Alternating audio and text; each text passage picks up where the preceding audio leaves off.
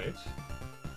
I'm not sure if anyone's here, but I'd like to continue my Castlevania, or classic Castlevania marathon with Castlevania 3, Dracula's Curse. Currently alone right now, but some people should be joining with me soon enough. Hope they don't take too long. But yeah, just gonna give it a minute or so. It says I have 2 viewers, not sure who they are though.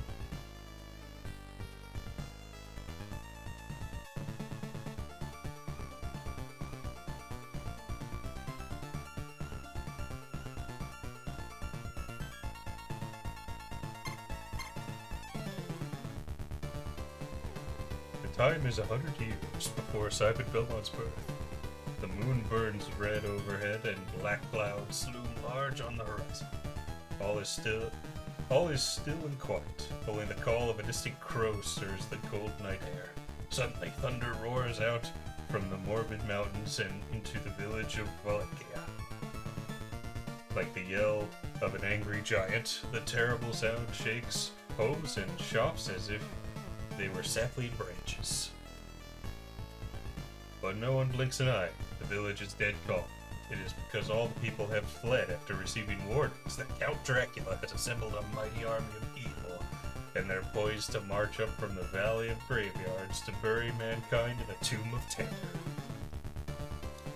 Unfortunately, there's no corner on Earth that won't be gobbled up by this bloodthirsty legion of swamp dragons, slasher skeletons, and forces of the undead. The last line of defense is you, Trevor Belmont, the forefather of Simon Belmont. But your chances are slim. In fact, the only real edge you have over this fanged, sharpened freak is your power to transform into 3 different partner spirits. Transform? Grant Dynasty, the ferocious ghost pirate. Sypha Belnades, the mystic warlord, and Alucard, Dracula's forgotten son. And of course it fades with the kid. Really? I want to read that.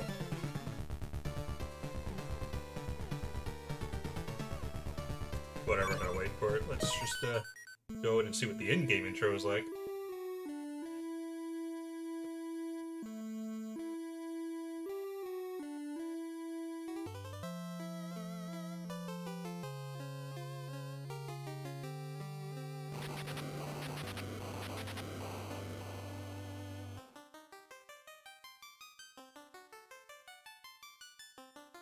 During 15th century Europe, there lived a person named Dracula. He practiced sorcery in order to create a bad world filled with evil.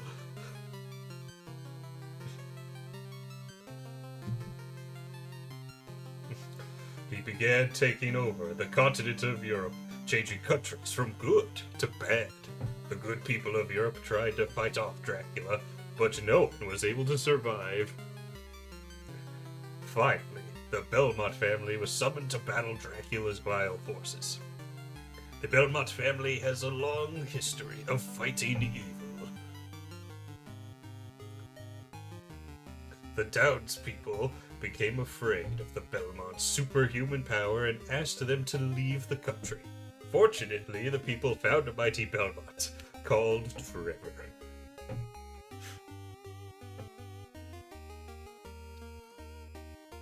Yeah, the translation is not so good. The curse of Dracula has begun. The fate of Europe lies with Trevor.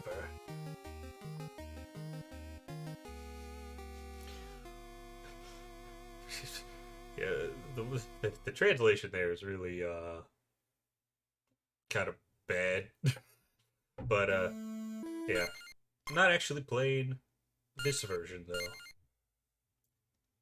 Instead, I'm gonna go all the way down here, bonus Japanese version, and play in the Japanese version because better music and also less bullshit and difficulty in places. I'm also just gonna let this play out because I like the music.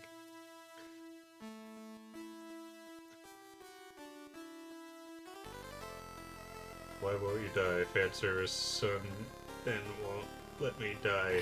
I'm the main villain. And Anthony's. I don't know what you're trying to say, but anyways, hello, you two. I mentioned it earlier, but not sure if anyone was listening, but I'm currently by myself for this stream. Some others should be on their way soon enough.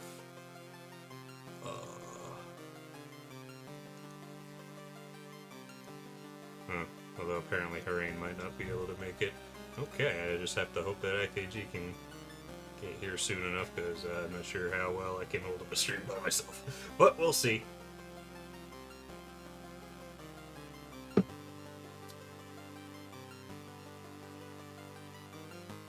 So yeah, this is Castlevania 3. I have not played this one.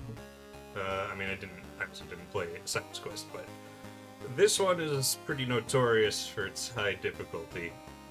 A lot more so than the first game. Now, the first game was definitely challenging, but I did find the difficulty level to be exaggerated a bit.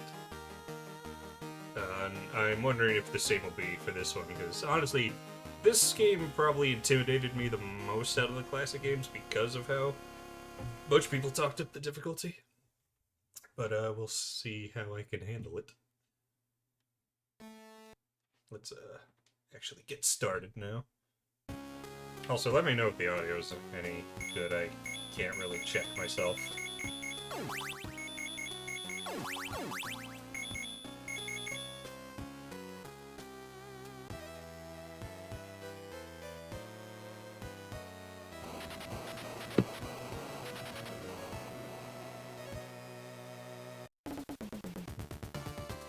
Then we start with beginning, what I still think is the best level 1 theme of classic Castlevania. More so than Vampire Killer and Bloody Tears, and even the future ones. Although the 16-bit games do have some good ones. I do quite like a theme of Simon, although that has a different mood to it.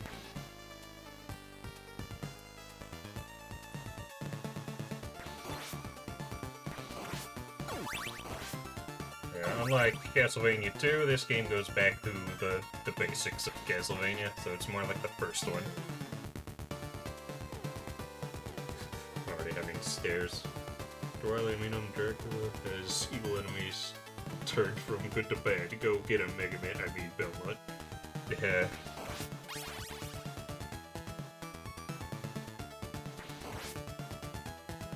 I hear this game gets quite obnoxious with stairs. And also a screen scrolling up, where if I fall down there, I'm probably just gonna die.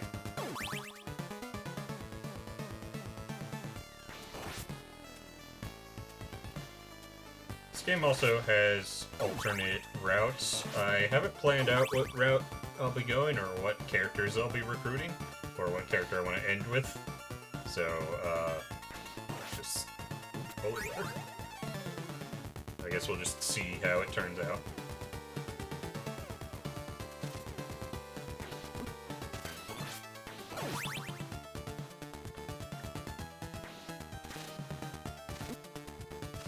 Skeleton.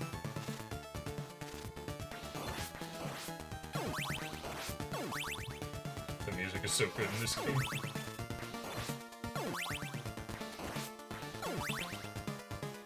Yeah, unlike the previous game, this one, because the Japanese version specifically,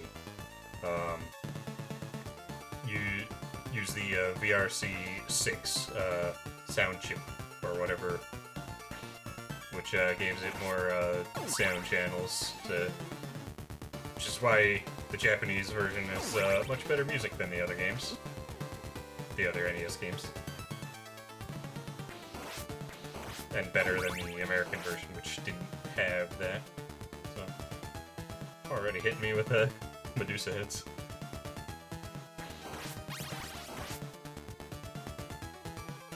Now if you jump on those, they flip over.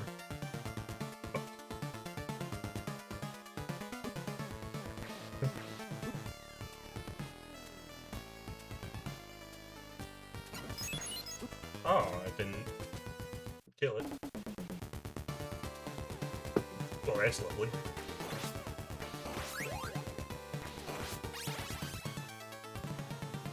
This game, I'm unsure if I'll manage to beat it, but in this stream at the very least. I mean, like, Castlevania 1 has unlimited continues, so it's only a matter of time.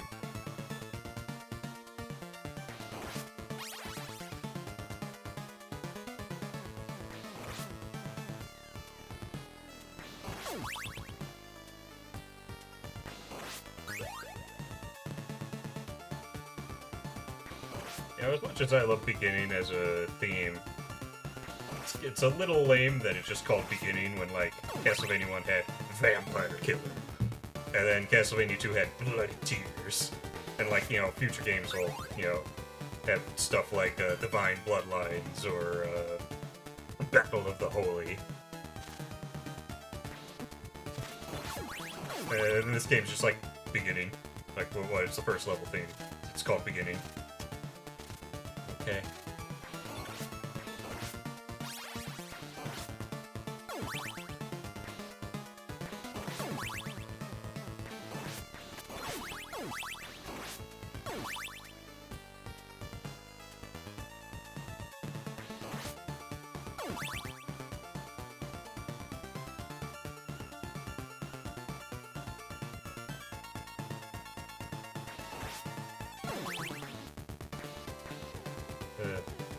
Also, I started this stream as late as I did because, I mean, I usually want to do it around 5-ish, but probably going to be starting a little later for a little bit.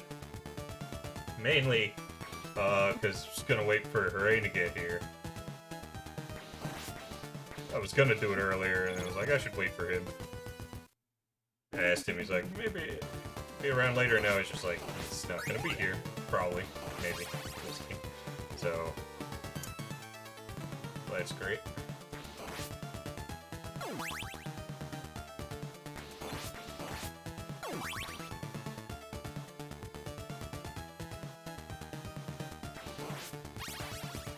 Was anyone watching this played Castlevania 3?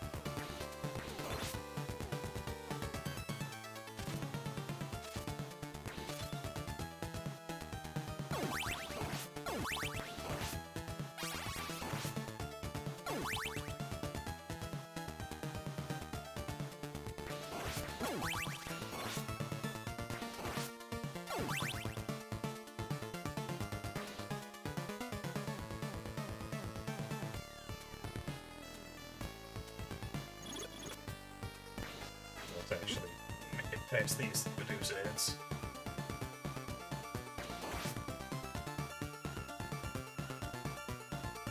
There we go.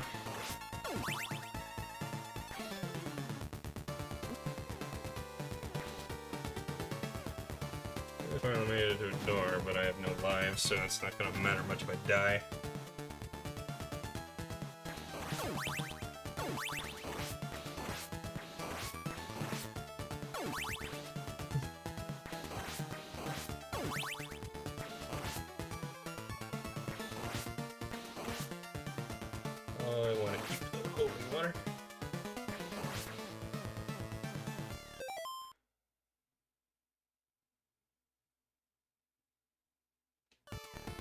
Don't really care about Castlevania 3 or Castlevania in general.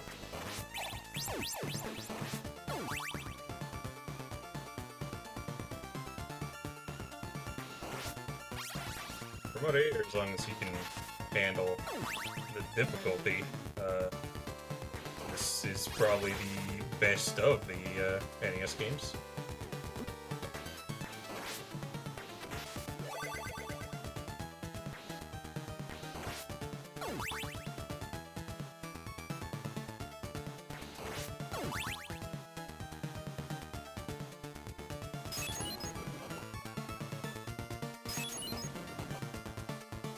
He's an asshole.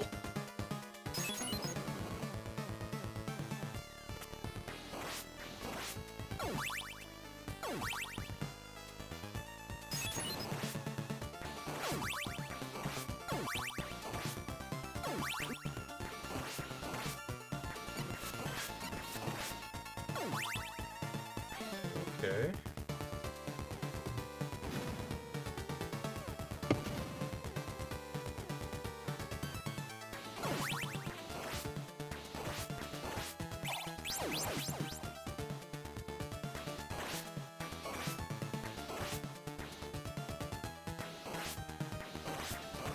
Oh, almost make me pick up a knife. Nope.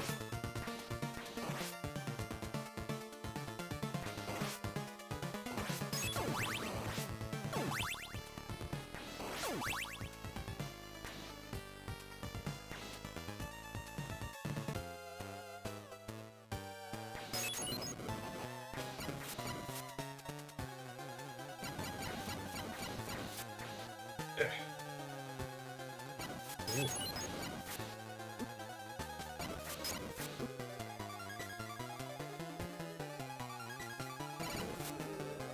There we go.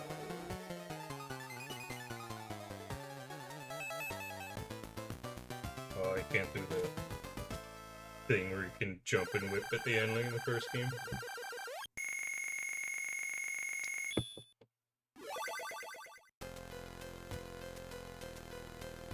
When you turn invisible when you take damage, it seems not super platformer. That might just be from because it's the way old games tend to have that problem in like recordings. Anyways, I know if we go to the clock tower, I can get Grant. Do I want Grant or do I want to see what's down? I'm gonna go for Grant.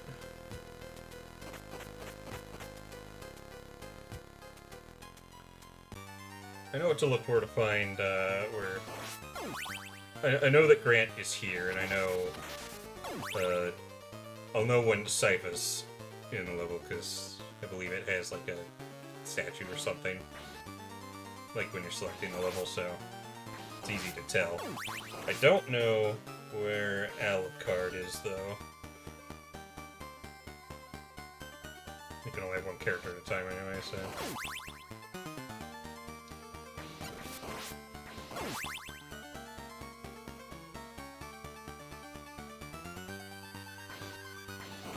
Now, while I have watched, playthroughs of this game, I'm not quite as familiar with a lot of the level design and such, so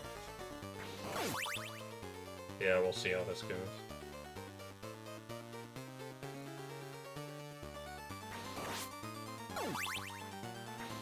Just a Mega Man spin-off. Nah, Castlevania better Mega Man. I haven't really played much Mega Man, but it's not my thing. Hey, also, hey Colin, why don't you come in here? Really? God damn it. Well, glad it happened here and not some other stupid place.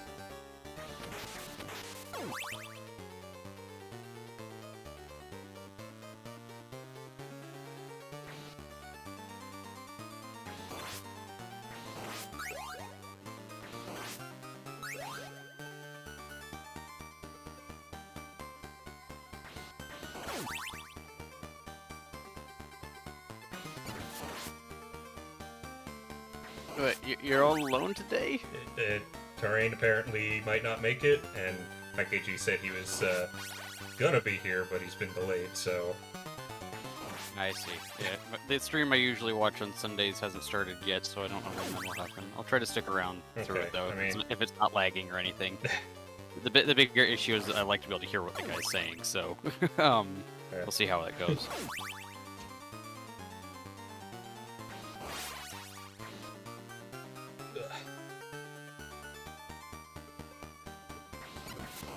Yeah, it's like I was gonna start the stream earlier, but then I asked Ryan when he thought he would be back. He said probably like later. I said 8. He's like sure, but then after I start the stream, he DMs me again. It's just like probably not gonna be able to make it. So yeah.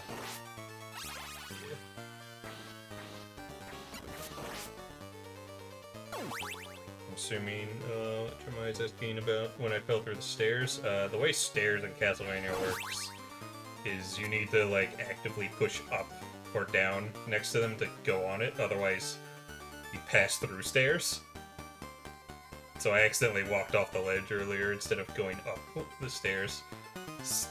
Stairs are such a weird thing in Castlevania. Like, once you're on stairs, you're locked to them. It's kind of like climbing a ladder. Now, there are some games that improve stairs where you are able to jump, like land on them when you jump, as well as jump off of them. But in the old games, you can't.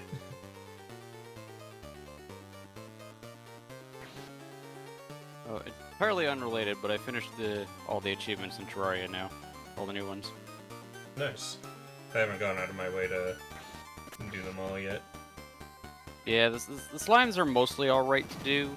A couple of them are a little bit of a bugger to get, and then there's like, the only one that was really any nuisance, truly, though, was the cool slime, because he only spawns during naturally generated parties. Yeah, you just have to wait for that. Basically, yeah, he won't necessarily spawn on the first party you get, though. Yeah. So it's a bugger. It's a little off topic, I realize, but it's fine. I mean, for me. You're not familiar with this game, and this is my first time playing it, so. Yeah, it's kind of too bad that people who are more proficient with Castlevania aren't here. Yeah, I mean, Ryan hasn't beaten it, but he's played more of it than I have. Yeah, say the only Castlevania I've gotten to the end was the Netflix series. I mean, hey, this is the game that it was based off of. Really? Yeah, I'm playing as Trevor. I don't remember all these flying what's-its. Yeah, that is weird. Like their Medusa heads, they're a staple of the games, but they didn't appear in the show at all. Yeah, that is weird. Yeah, it's very weird.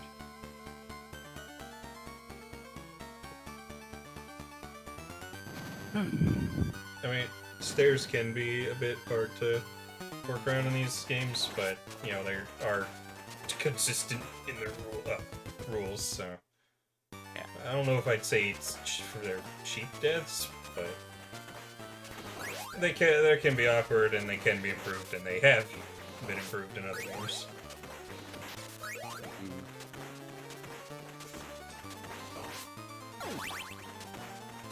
I mean, I felt like stairs were fine in the first game, but this game, from what I hear, has a lot of stairs, so we'll see how I feel about it in this game.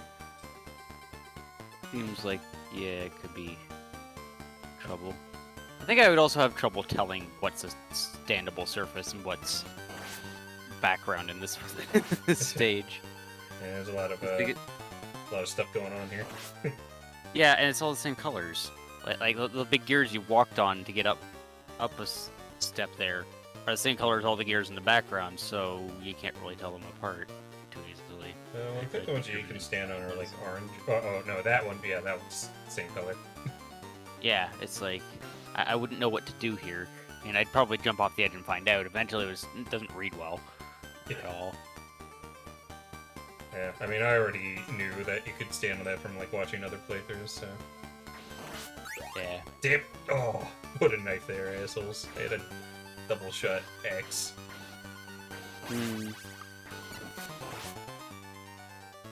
Great, I'm right at the boss too. Can I at least get a whip upgrade? No, going to the boss with just the knife and a little 2-whip. That guy could throw them back at you. Great. Well, I think he just has knives. Oh, it was just so well timed then. I wish I had the axe. This boss seems special made for the axe. He has the axe, why can't I have it? Maybe you'll get it from him. I know what I get from him. He's one of the playable characters if I can beat him. So getting crotch smashed? Okay. By his crotch? Yeah. I only need to hit him like one more time. Oh, good. Hopefully this is someone who knows the game better.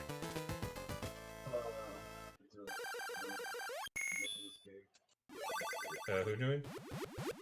The real side question. Oh, hey, Alec. Alex, there we go. Sorry, I can't remember his name. I can't read this.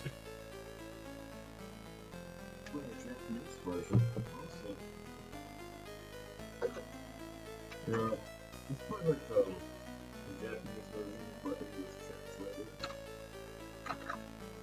translated. Alec, you're talking. It's hard to hear you. I'm sorry. I just plugged in my headset. Okay. Well, why do you have an interlace filter on? Hmm? Why do you have an interlacing filter on? Yeah, I set the display setting to that. Do you prefer it that way? I mean, I'm neutral on that or that, but this fills the screen more than that does. Okay. Which is why I did that. Well, at least it's not cheap, like, scan lines, like a lot of remaster collections do, where it doesn't even line up with the pixels. This actually looks like the real deal. Okay. Alright, well, I now have Grant. Yeah, Grant's pretty good. He can walk upside down on walls and shit. I don't know why he wasn't in the anime. I mean, he had just kind of the least interesting, I guess, in terms of a story purpose. Still stupid though. You know, he could have appeared in season 3 or 4. He's just discount Spider-Man and you know it. We did get a I mean, reference they a couple really had times. that one guy from one of the GBA games show up. Forgot his name. He's like a librarian, and he lost his girlfriend in some dimensional void. Oh, Saint Germain. Yeah. He was from one of the PS2 games. Same as Hector and Isaac. Okay, not the GBA games, yeah. I can't remember the name.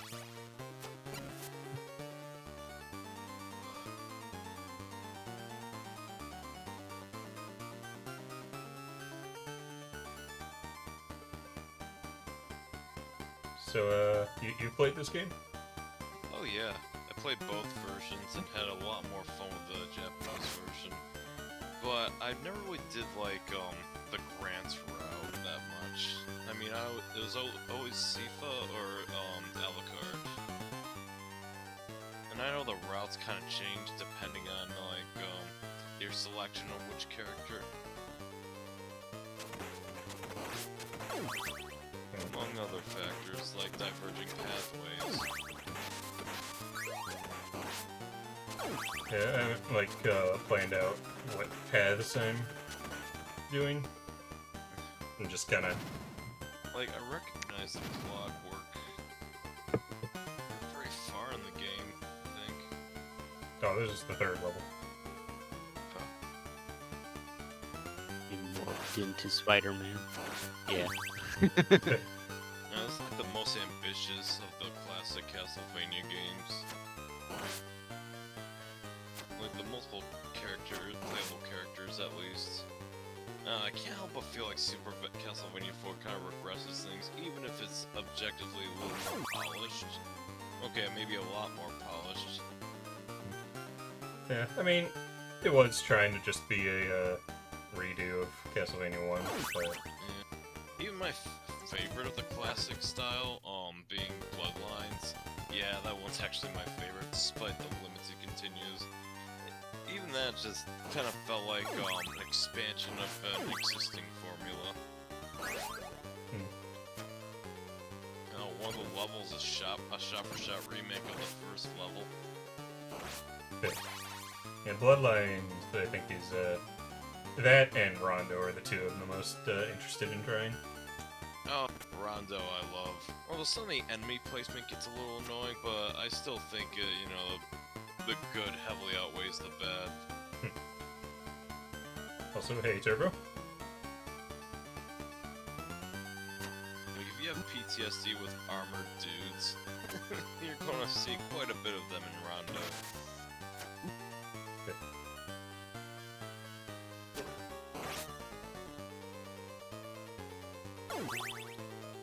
You ever played Castlevania 2 Redaction? No, but I've heard of it.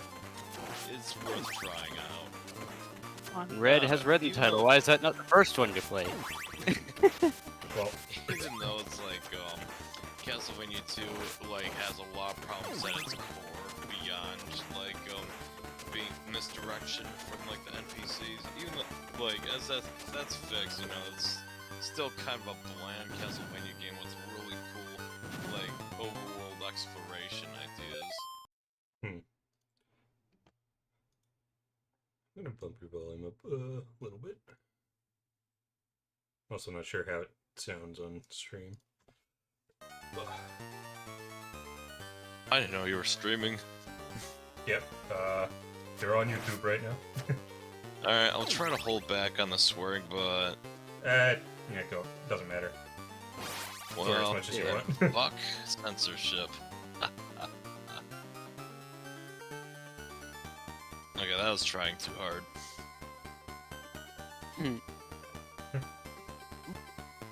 Who says? I don't know why, but I was so scared that you'd get one shot killed by like the spikes, but I'm like, wait, this isn't Mega Man.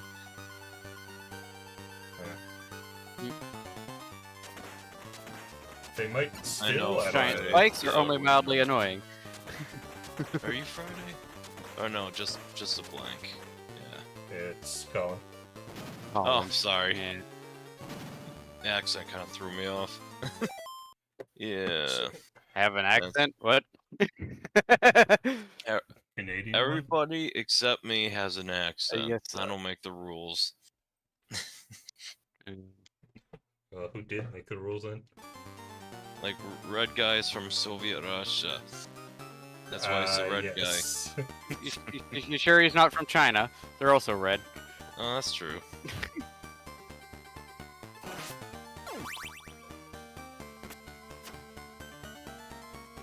Grant is pretty fun so far.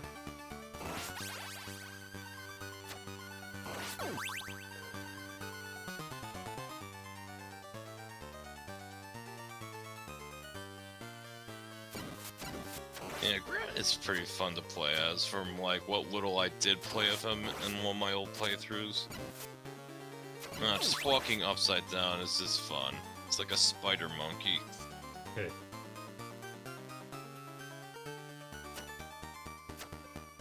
Well, if you want to get a unique profile picture, go ahead. This might come as a surprise, but I think Alucard might be my least favorite character to play as. He did seem a little less interesting. Yeah, like he's very stiff feeling, and like he just turns into a bat without really any offensive capabilities. You know, it's like the bat serves only to like cheese through certain sections, but even then you're vulnerable as hell. And I mean, I like the idea of Alucard. I just think, you know, if I'm playing as Alucard, I better be playing Symphony of the Night and not Castlevania 3. I don't know what steroids he took in between Castlevania 3 and Symphony of the Night, but talk about a freaking upgrade. Yeah, that's quite something. Yeah.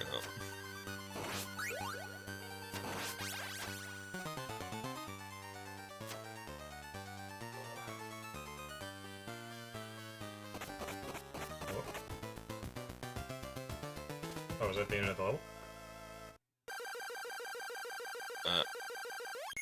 Oh yeah, I keep forgetting. I guess some so. levels just end.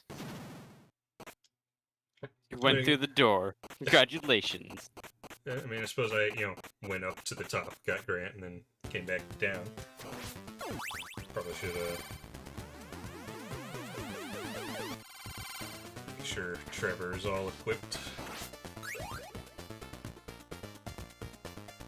You ever play Bloodstained Curse of the Moon?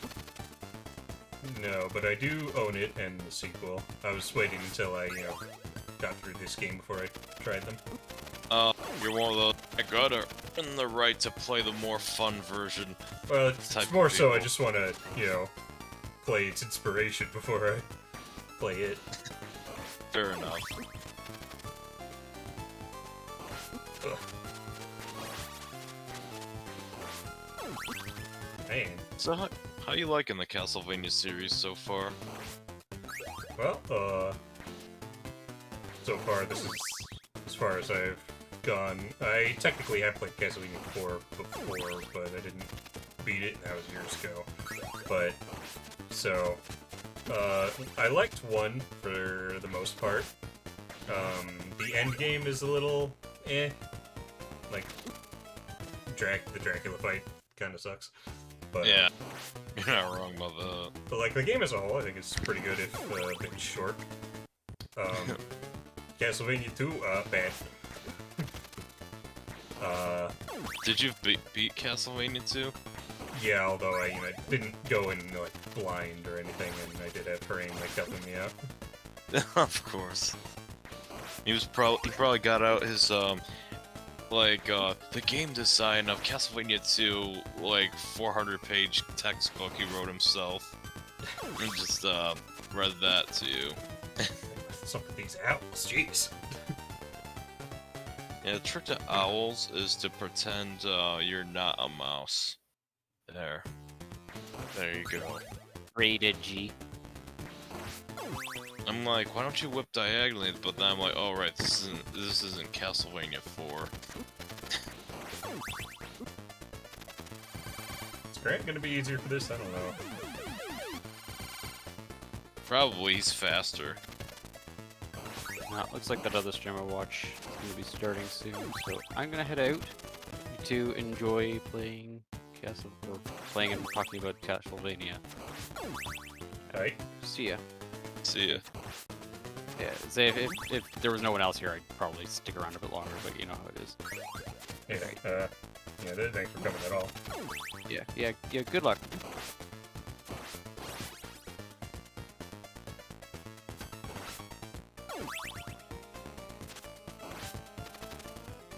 I think you got strategy. Like, I noticed beforehand you're just like going after the lamps and the torches before taking out the owls. Axe is much better for taking them out. Hey look, the red skeleton that is your namesake.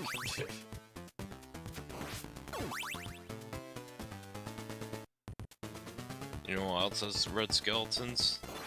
Oh. Shovel Knight, Spectre of Torments. Really good expansion. Probably one of my favorite expansions ever made.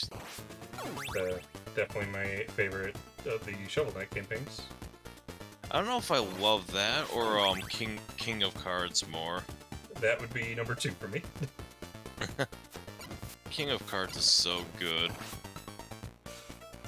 Yeah, I was surprised by how much I like that, and how much I even like the card game in it. Oh yes, the card game was so good. I kind of want that to have its own series.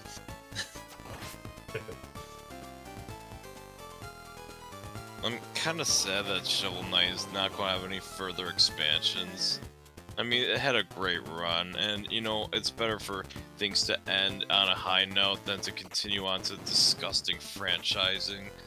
But still, I kind of wanted, like, a Propeller Knight campaign. Yeah. Okay, I know if I go forward, that leads to Sypha. You think I should go for Sypha or stick with Grant? I think you should go for Sypha, because, solely for story reasons, and plus she can freeze water and has a lot of useful spells. Alright. Yeah, like, again, I didn't exactly plan out who I wanted to pick to the end. Oh, and she makes the final Dracula fight a lot easier.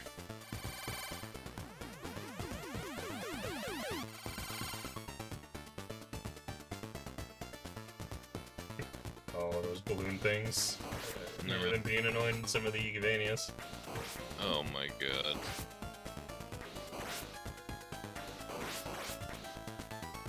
And they just keep fucking spawning.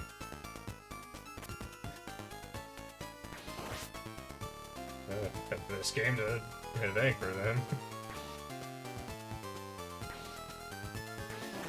Yeah, if only you had sub-weapons at your disposal. I mean, I have the axe with Grant. So.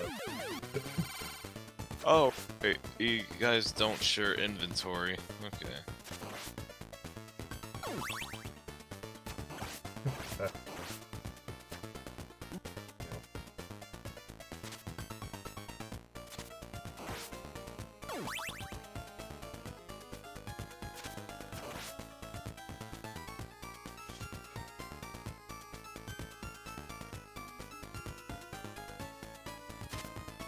So, what's your overall experience with Castlevania? Well, despite playing a lot of them, I don't really call myself a fan of this series per se, but rather a fan of the few entries I have, like, really dug into. Order of Ecclesia is currently my favorite of the Igavania ones. I know it's most prefer Symphony of the Night, and I can see why, but I don't know, Order of Ecclesia just kind of hit all the right notes for me personally. In terms of immersion, story, and whatnot.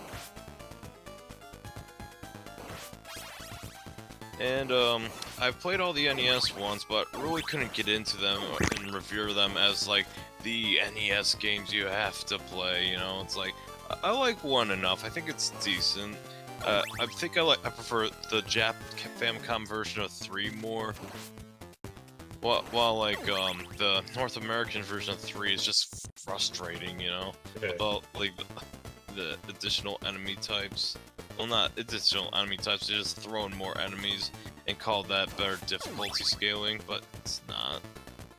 It's just to fight the rental market that was illegal in Japan.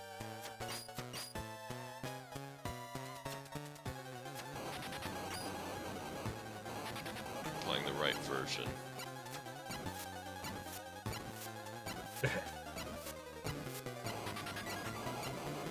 Super Castlevania 4 I played a lot of on the Super Nintendo, and I really like it. Solid 8 out of 10 experience.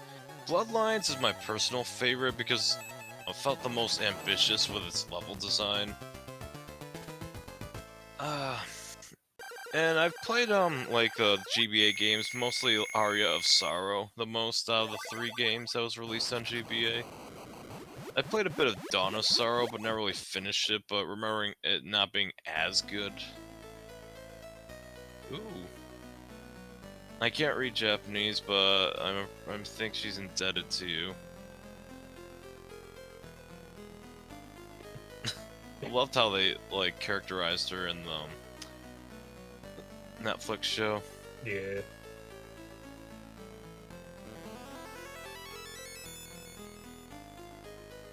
Goodbye, Grant. You served me well. Are you reading a translation text file? No, but I know that you can only have one at a time. Yeah. Oh, I thought you were actually reading the text box or something like that. No. So we got 2 bosses. Hey, it's that ship level. That's kind of like the ship level in Curse of the Moon. It's almost as if that game ripped off this one.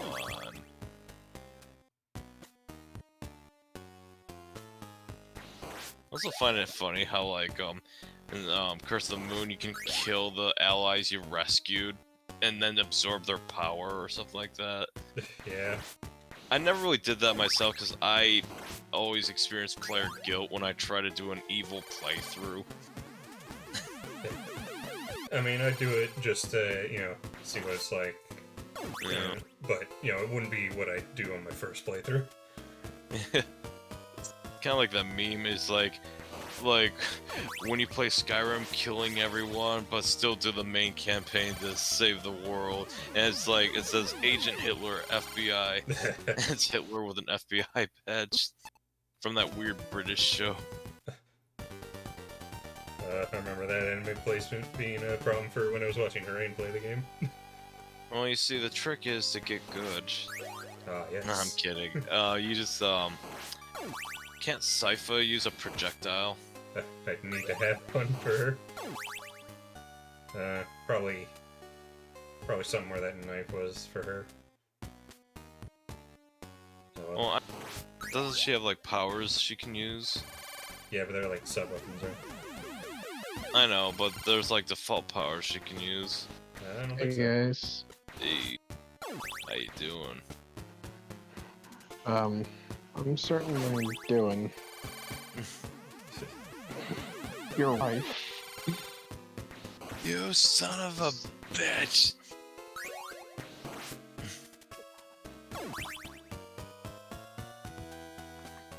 Payback. Alright. You're still mad about that. I ruined your first marriage, so what?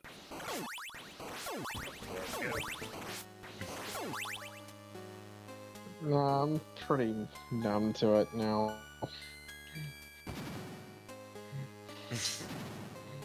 Sounds like your Like- sex life.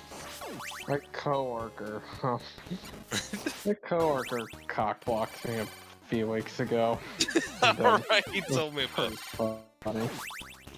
like the one with whose last name was Ketchum or something like that. Yep. Ooh, you can do the Sypha Belnadish thing. You know, where she uses the orb and then it's like, yeah, I'm like a magician, bruh. But of course, you're probably saving all your hearts for the boss battle. What a square. Honestly, I'm more concerned with getting a different weapon that I don't want placing it. You did do it. Whip only, no damage. Whip it up into shape. Did you look up a walkthrough? Like, you know where all the secret wall turkeys are? No, I just whip walls by default. Oh, okay. Or maybe you watched Harain play and I remember. remember that was there. Are you and Harain an item? No. Okay.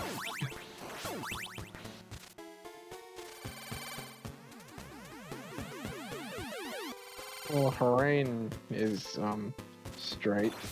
That we know. So he says. Yeah. 2022. You gotta be the real you know?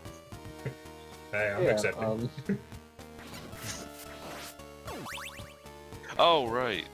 You are out and proud as well. Yep. Yeah, maybe you can, inspire Harain to be out and proud. Oh my god. It's hard to be out and proud nowadays. Those platforms change colors when I change No, character. someone I like. I started turning into a giggling doofus, and one of my coworkers caught on to that and found out who I liked. And now it's kind of an open secret at my work.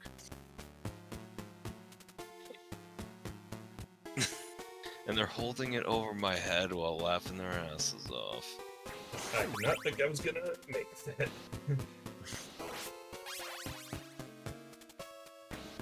Sounds like a very coworker thing to do. Yeah, I do the same thing. In fact, I did with some of their workplace crushes. But in my defense, some of those turned into full-fledged relationships.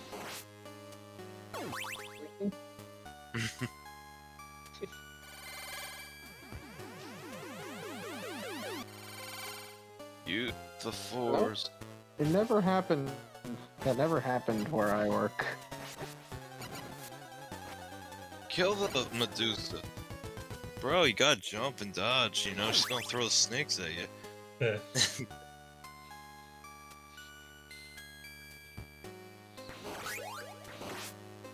Ooh, we got a different weapon.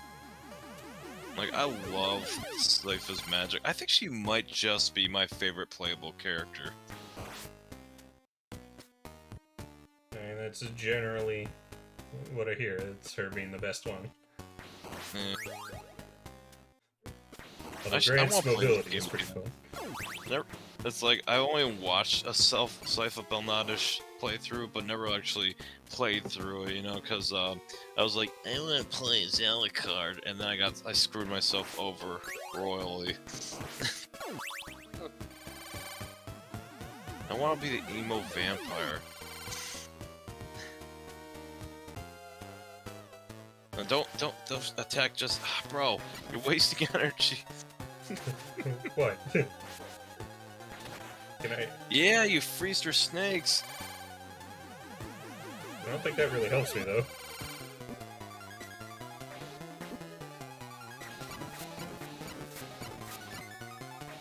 You might as well... Oh shit. I was not looking at her. What the hell? You were taking a peek. I was looking to the left. Okay, well, Saifa doesn't seem to be useful in that fight, at least with ice. The trick is to use the ice. Well, it didn't freeze her. You didn't use the ice well enough. Mhm. Oh, holy water's probably the best bet though, because it stuns her in place. Yeah. Holy water's good against bosses. What else is new? Holy water. Maybe if Medusa had better boobs, people wouldn't turn into stone.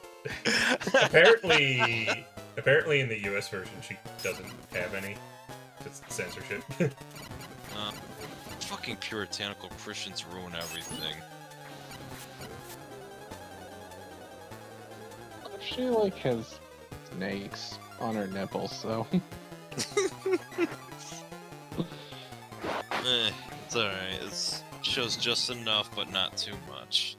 Oh, a little snot over. Basically, like every Rob Liefeld X-Men comic from the 90s.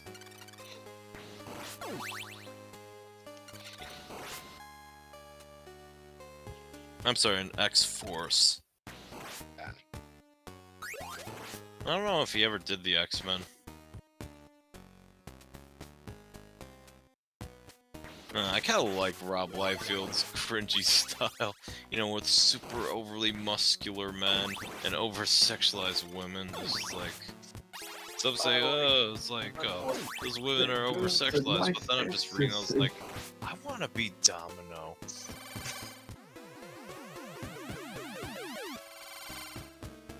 In the comics, I like women have these big boobs and nice asses. Men are all muscular. I still have to edit that second episode.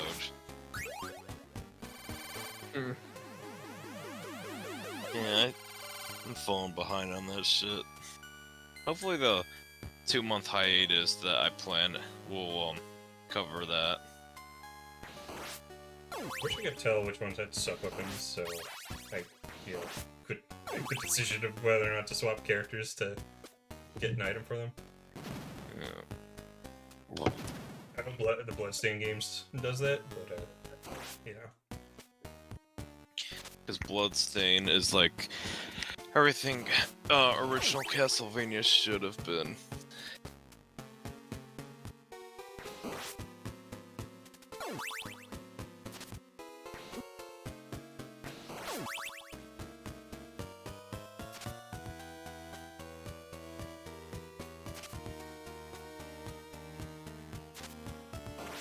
The music in this level. Head out. I'll see you guys. Man, I gotta head out too. I gotta go to sleep. I'll see y'all later, and Red, I hope you enjoy this game. Alright, so far, I'm liking it. Good game. And take advantage of Saifa, because she's more useful than she seems, you know?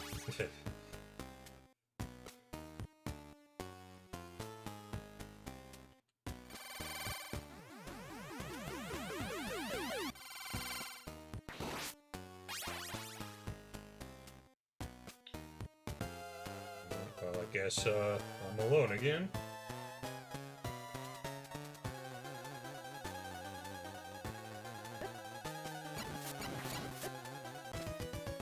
Well...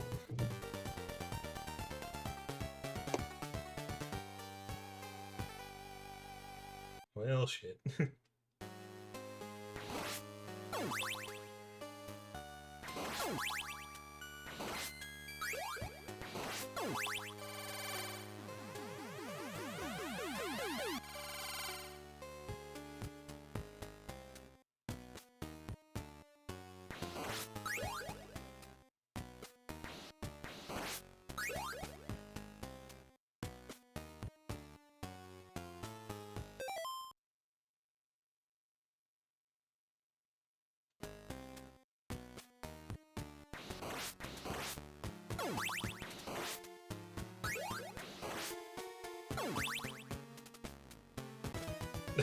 God damn it. You know, I'm just gonna reset my lives here.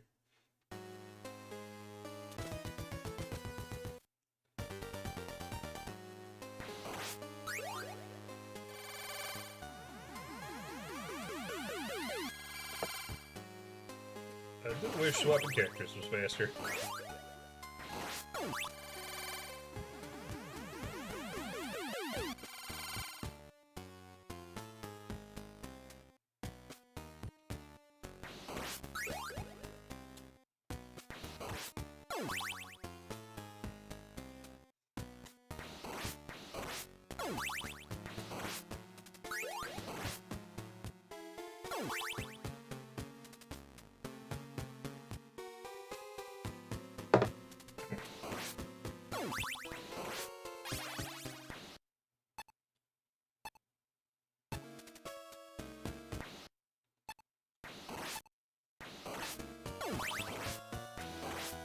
I'm sure I really expected to get past that guy without the stopwatch.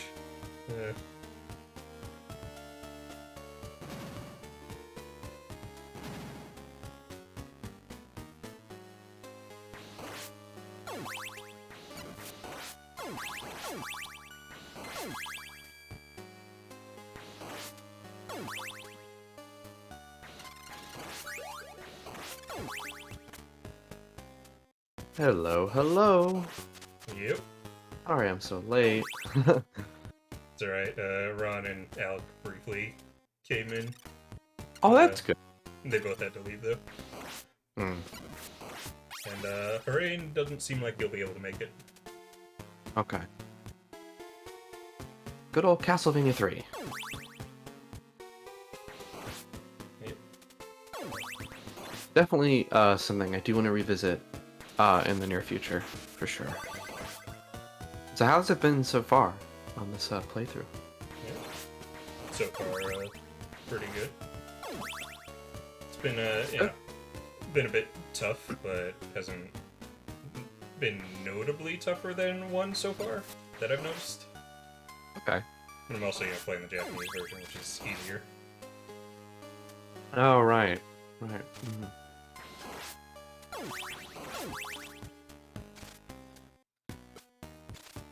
I did get to the, end of this level, then, got a game over, so this one has been kind of a lengthy one. Hmm.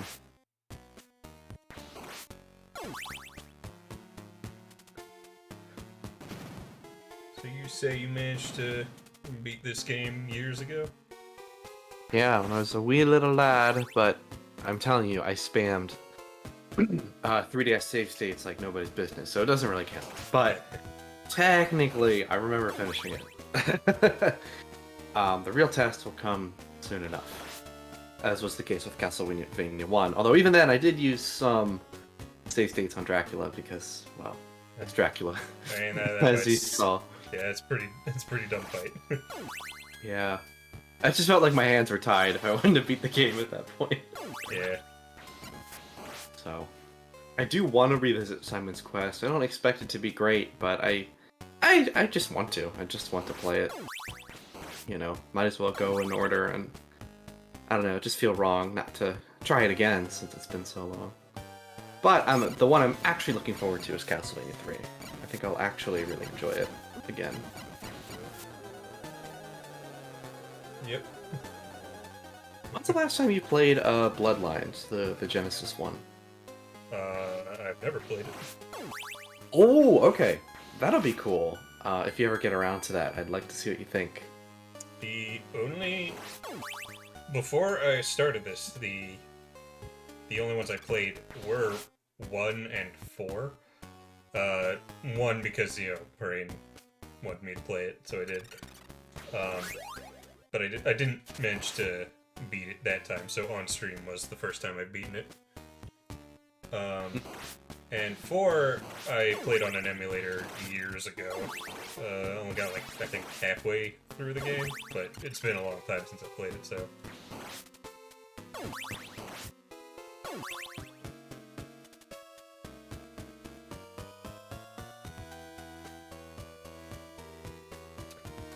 So yeah. This, too, kind of like all the other ones, this will be my first time playing them. Okay. Ah.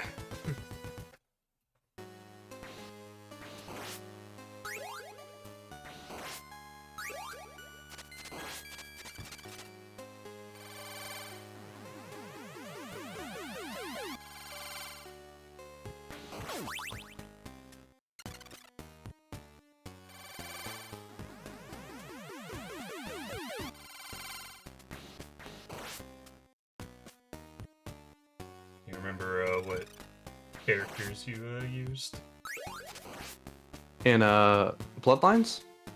in this when you played it? Right. I did spend a good bit of time with each of them, trying to use them to the fullest. I don't really remember much more than that. Just remember trying to trade off quite a bit. Okay. I think I found Alucard the most frustrating to use. I definitely recall that.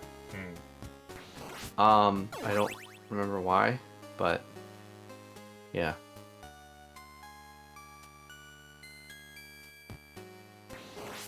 Yeah. I believe he just has a projectile that can be upgraded, but other than that, he can only turn into a bat, which, you know, you can use to fly, but, you know, uses a lot of hearts.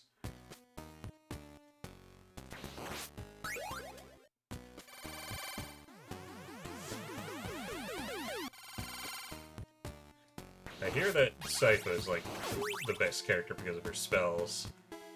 Although I am kind of missing Grant's mobility. Mm.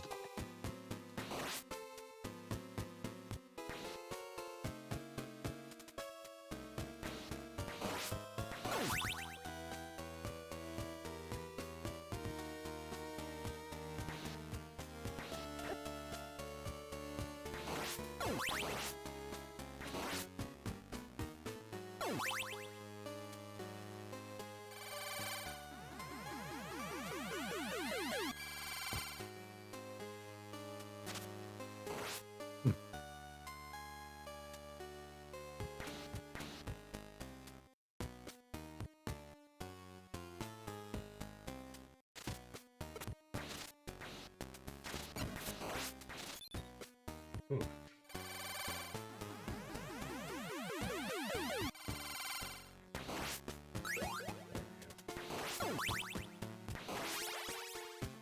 I do wish there was a way to tell which lanterns or candles had sub-weapons in, so it'd be easier to figure out, do I want to swap for the character I have, or, you know.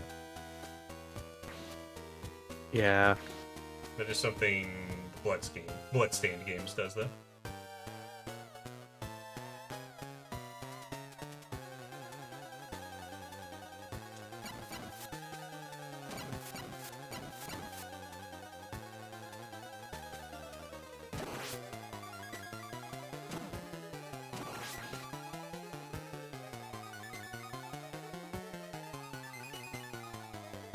Jeez, this level's expecting a lot from you. Like, here, fight Medusa halfway through the level, and then fight 2 bosses at the end. Yeah, that's the thing. It's kind of a marathon, which means there's a lot of content, but it's hard. It's a lot. I like cheese to this guy when I had Grant, but don't have him anymore. Yeah, man.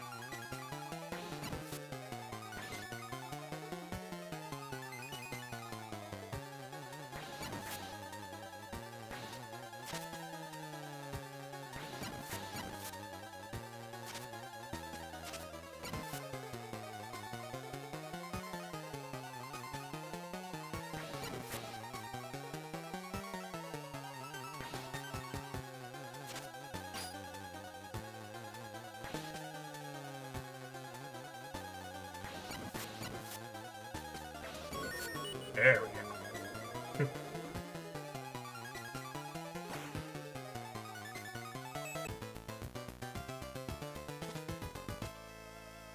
That was a long level. Yeah. Good job.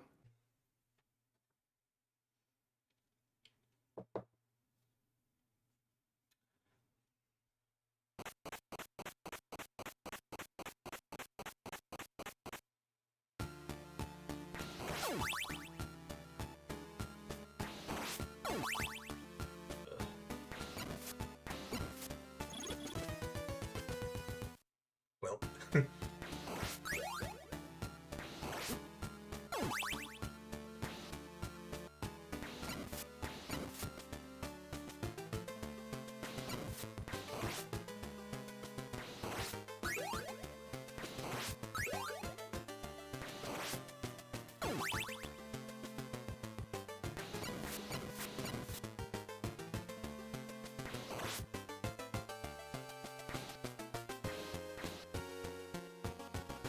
Yeah.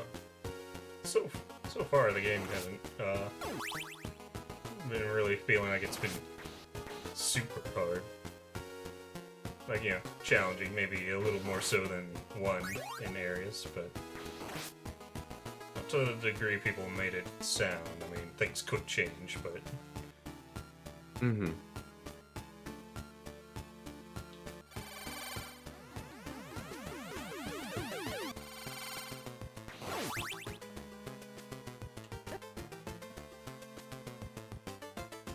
I think we're starting to get a point where there's a lot of stairs. And you know what that means. That's like the one thing you hear a lot about with this game, stairs. Yeah.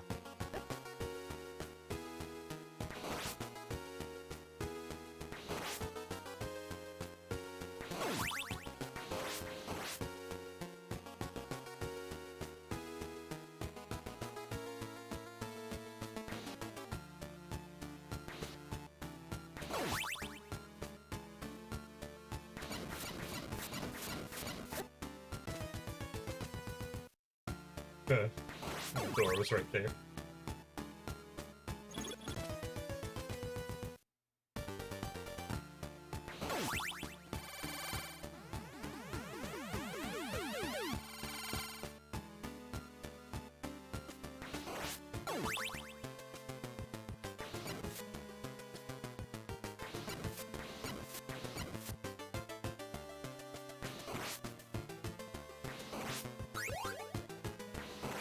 Game over.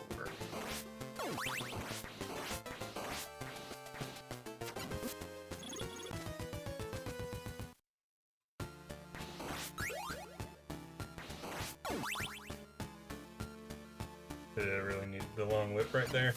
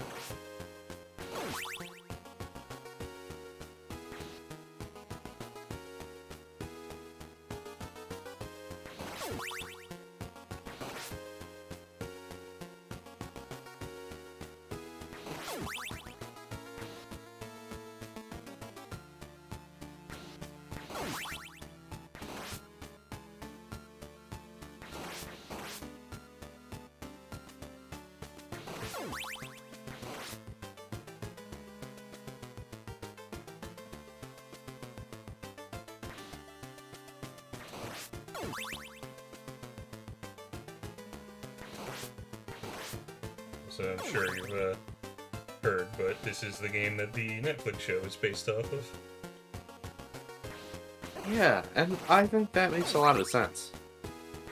It's the first Castlevania game that really has a lot of characters, you know? Yeah. Like a lot of important characters. So that makes a lot of sense. Yeah.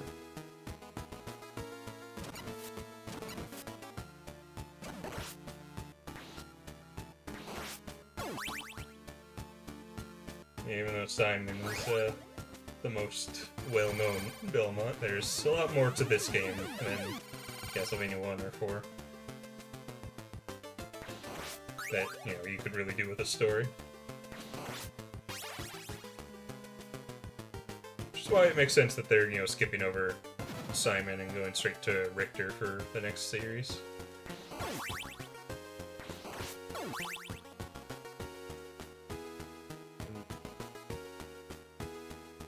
As much as it would be interesting to see their takes on on someone like Simon or some of the other in-between ones.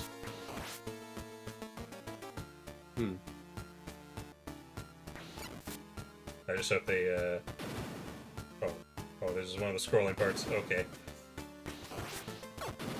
Need to get moving.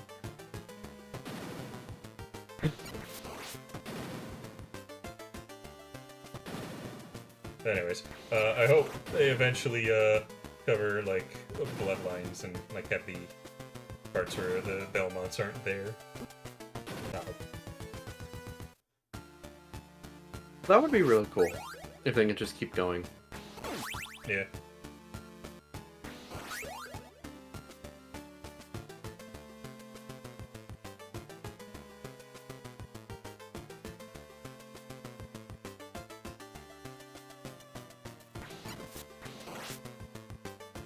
Oh, I saw that death. Okay.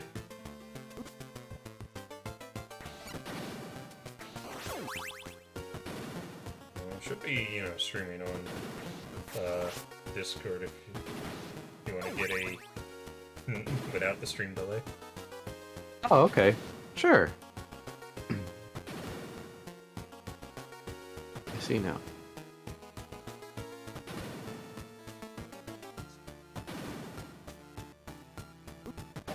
Guy turned around, what the hell? This is bad.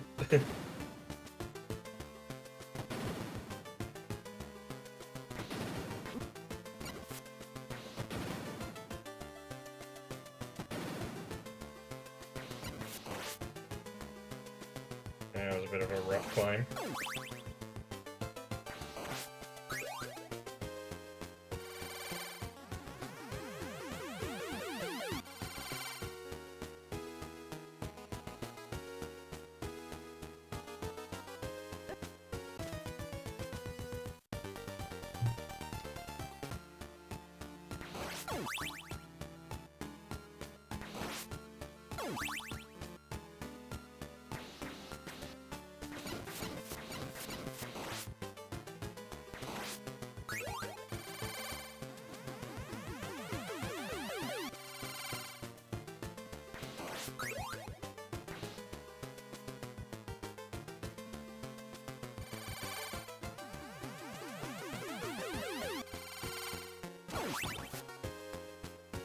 Whenever I play whenever I see Castlevania 3, because we know I don't play it much, I always think of the character switching, and I always imagine what it would be like in like you play Sonic 3, but like you can switch characters on the fly. Like it's Sonic Mania Encore mode, I guess, is what I'm just trying to say. Yeah. Like I like the idea of more games that let you switch characters on the fly. Of course, sometimes that doesn't work well. It's just when it does, it is kind of interesting. Yeah. I think this game it gets something, has more depth thanks to it. Like I think it works to the game's favor. And replayability, Yeah. Definitely gonna be trying to play through the game with bringing each of the characters to the end. Oh, good. Of course, the thing about Bloodlines is that it's more like 2 separate campaigns. Yeah. Which is also interesting.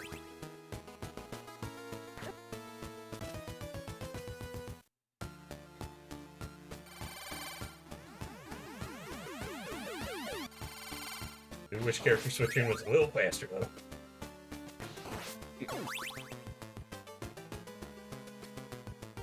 Yeah, that's valid.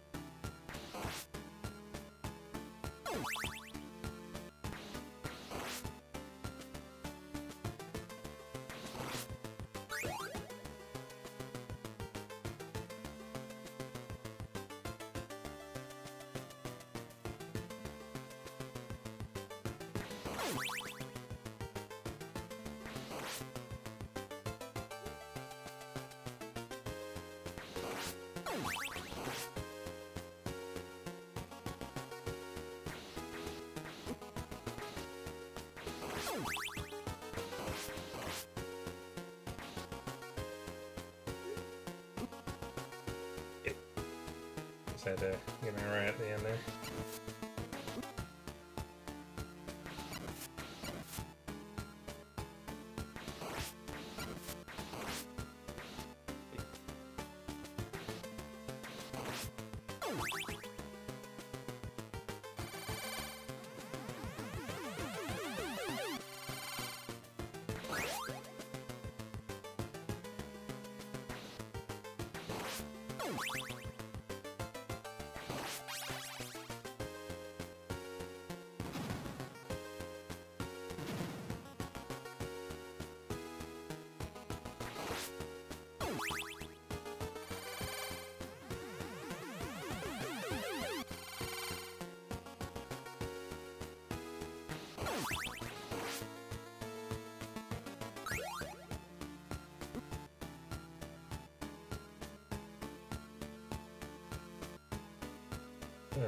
Oh, God. I love this soundtrack.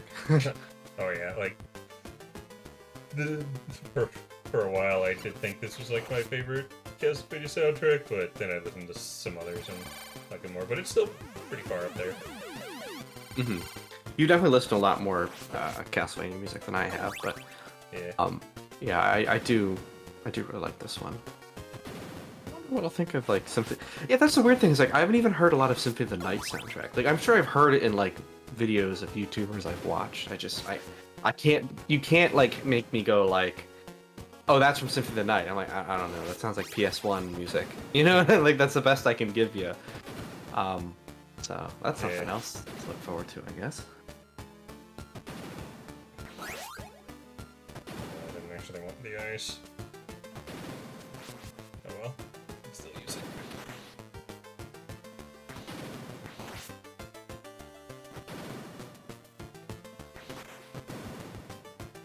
I did a much better job at climbing that, but I'm still at very low health.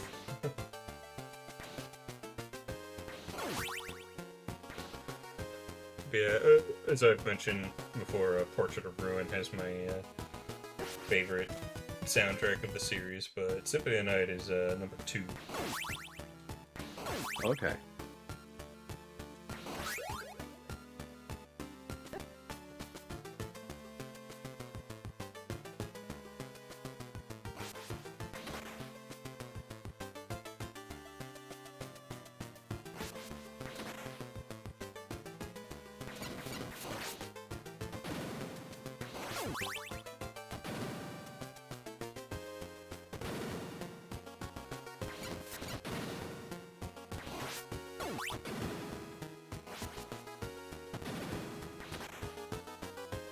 And I wish I could do sub-weapons on stairs. Me too. I'm just watching this like, oh god, I really wish you could fire. Like, if I could do it right now, that'd be great. One night, guys.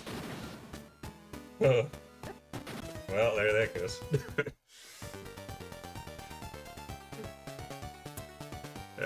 I feel like this game just needs, like, some polishing, and it would be, like, really solid. Mm-hmm. It definitely needs some work in that regard, for sure. I mean, that is very true.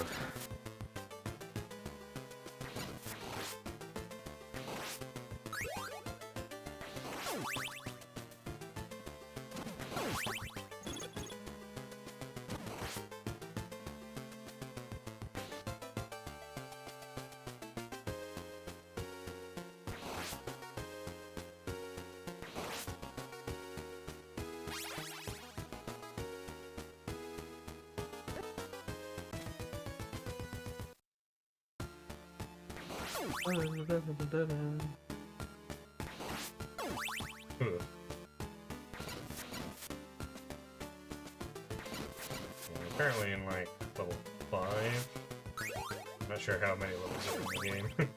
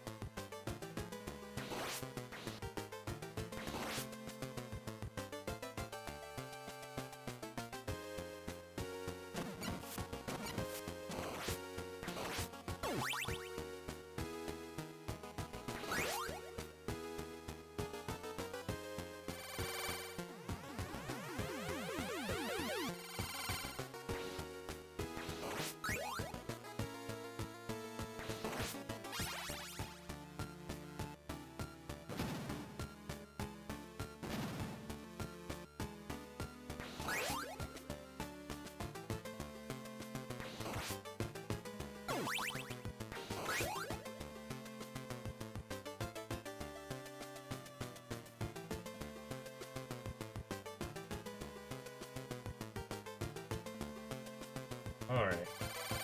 You're in a much better position now that having electric orbs and better health. Hmm. Yes. It'd be nice if this one orb would, there we go.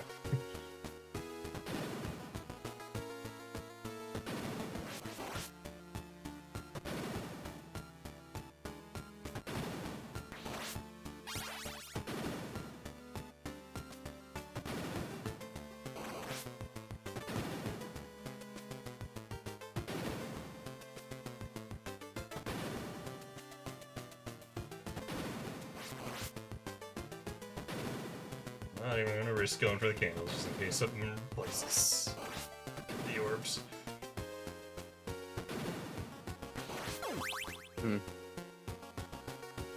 I just wanna keep those. Okay.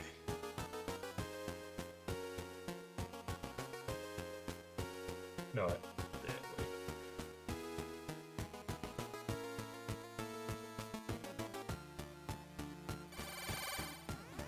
Which? Oh.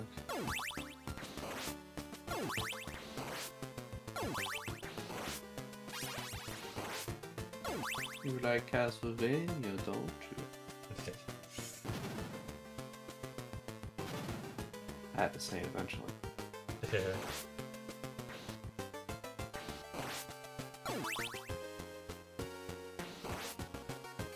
I do genuinely have a hard time picturing that Metal Gear was made by the same team that made... Oh, sorry, not the same team. That's not true. But, like, I have a hard time believing that Metal Gear is from the same company that created Castlevania. I don't know why. And I know a lot of the games were designed by Kojima Productions, you know. But still, you know, it's just weird. I don't know. I don't see it. It's just a personal thing. I don't know. Metal Gear just feels so Koji Pro that like any attachment to it just doesn't make any sense. Like the Twin Snakes, like being like the fact that Miyamoto had supervision over that. I'm like, I don't believe you. Like not like of course I believe it, but it's just like it doesn't feel like it at all. Yeah. There's just not a single Nintendo footprint on that thing aside from like a couple a GameCube and Mario and Yoshi Easter egg. That's it. You know, it's just I don't know. Metal Gear feels like its own beast. As it should, but when I think Konami, I think Castlevania. I don't think Metal Gear. I don't know.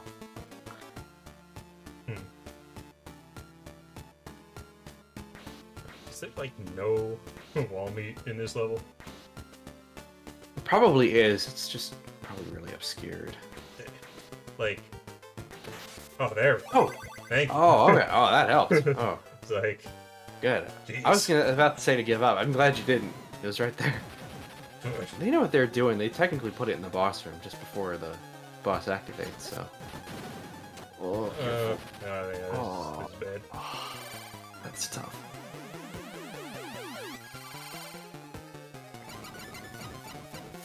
Switch for the holy water. Yeah. Oh, Oh, damn. That's hard.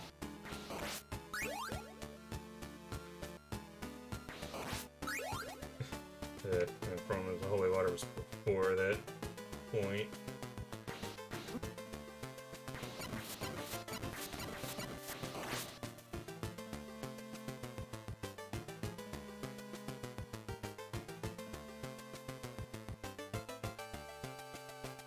Man, if I just didn't lose the magic orbs, I might have been able to do that. Stairs.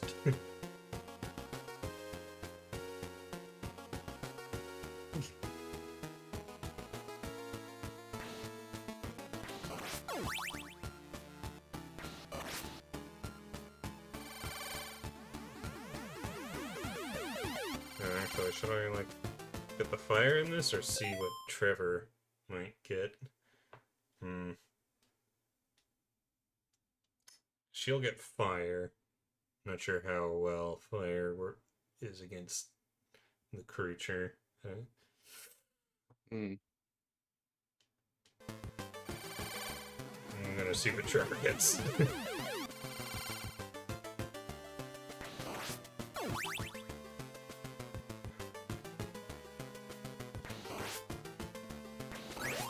The axe.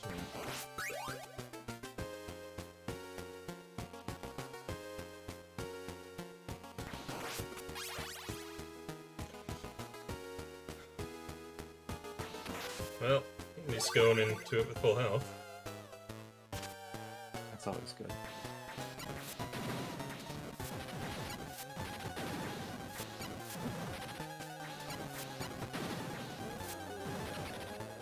Okay, just whipping him apparently it was easy.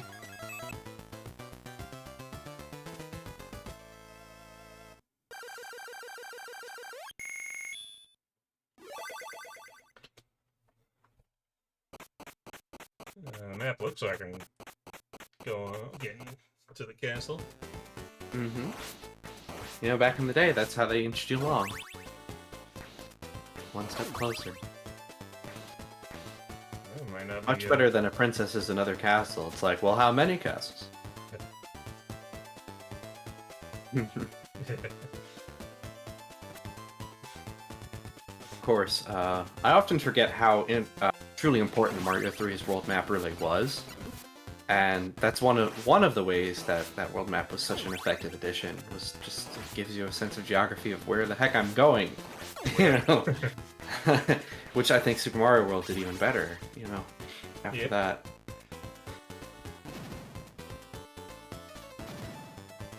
And the Donkey Kong Country trilogy's done that. So. Yep. Alright, there's a level with the water you can freeze. Oh, yes, yes, yes. That's right. There you go. It is actually a really cool ability. I like that. Shame it doesn't stop projectiles, though. I mean, this is basically straight up a Mega Man weapon. Oh no! I mean, I had like no lives anyway, so. It's just extra practice. This is where it really starts. We have your lives back. Yes, there you go. Okay, I'm sorry. There's no way she can walk up the stairs that easily with the way that her cloak, like, no. I don't buy it based on the sprite. It's just kind of fun. Like, there's no way she doesn't trip. Like, same with Alucard. I mean, really, like, these long capes. Guys, it's just not practical. Yeah, long capes are pretty cool. I love the aesthetic, but they are pretty impractical. Yeah.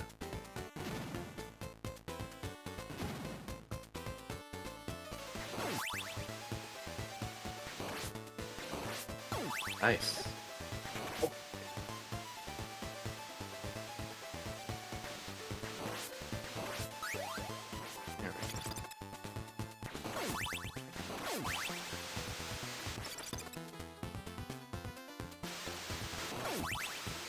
Very good. Very good.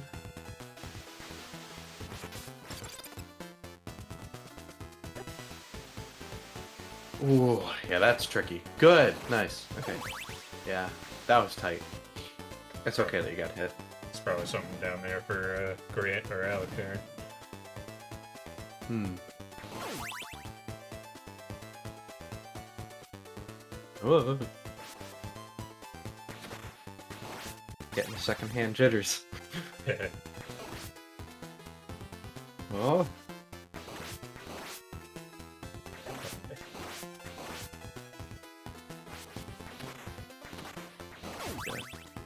It is really satisfying to use the ice and just see them completely just shatter. Yeah.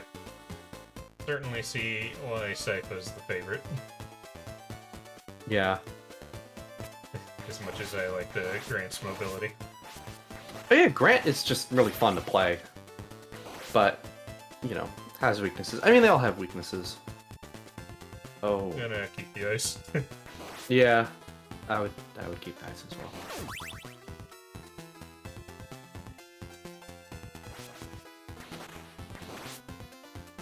Ow. Okay, I wanted to freeze him too, but the stairs said no.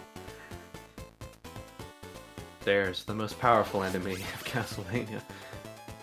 Wall meat. Wall meat.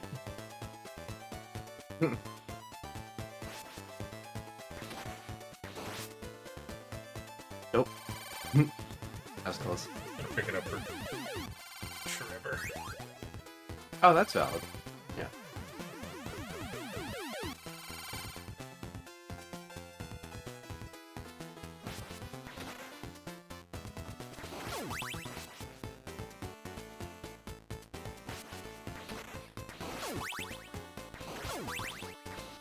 Man. Oh, it really There. seemed like... Oh, okay. I was gonna say, there has to be something here. I was gonna say, it seems pretty stingy with wall meat, but yeah, there we go.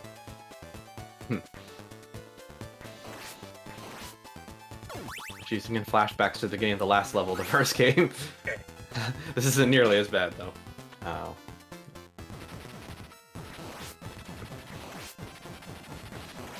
Ugh.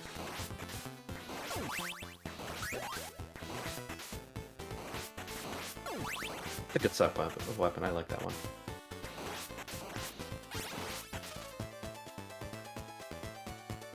We got some pretty cool set pieces. Yeah, absolutely. Falling platforms. Very good. Very interesting. Not quite bloodlines, but, you know, definitely more interesting than the previous two games. Oh, it's a boss.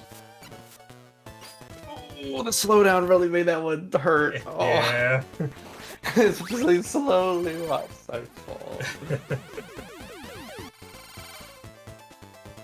Okay, I would have done the same thing.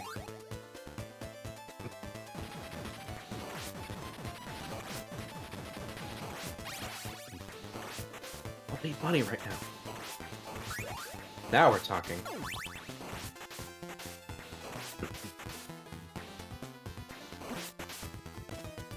Oh, okay. Damn.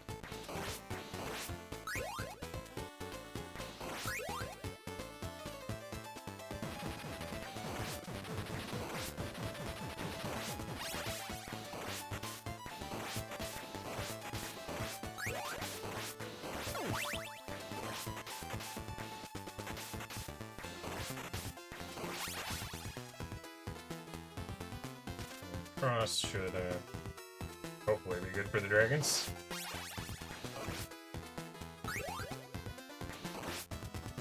Ooh. Or cross or X? That's a question. So there's the higher one. I'm going for it.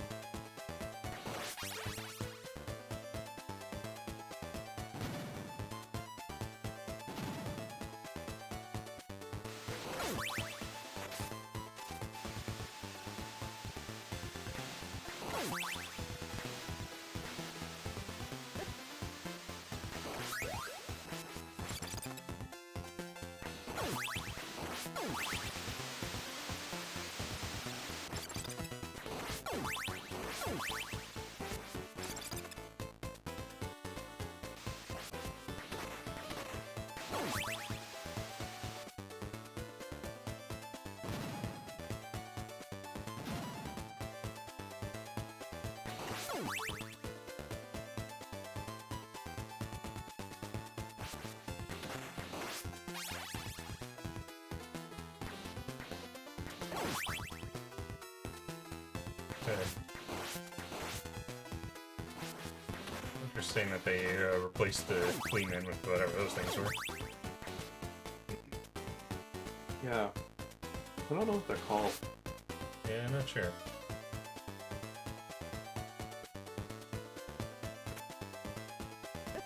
Stairs!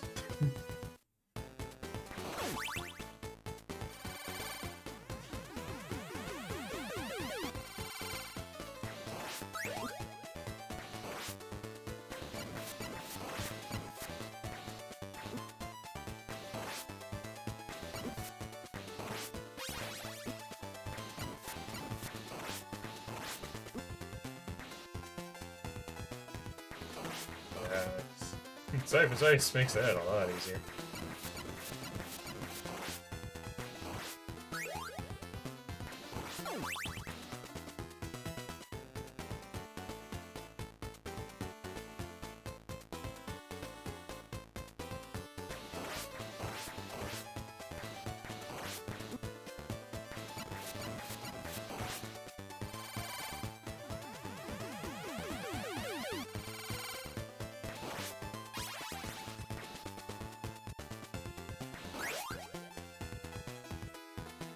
They want me to use the fire in this level.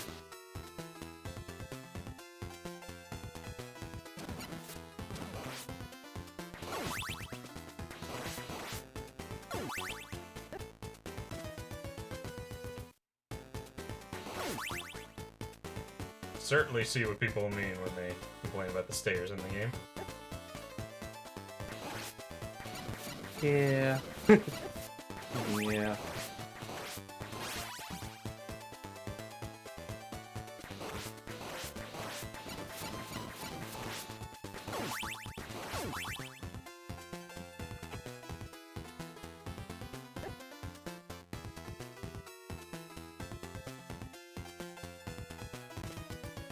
I thought I hit jump.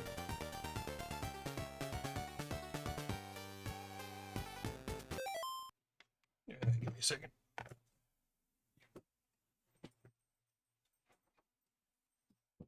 Mm-hmm.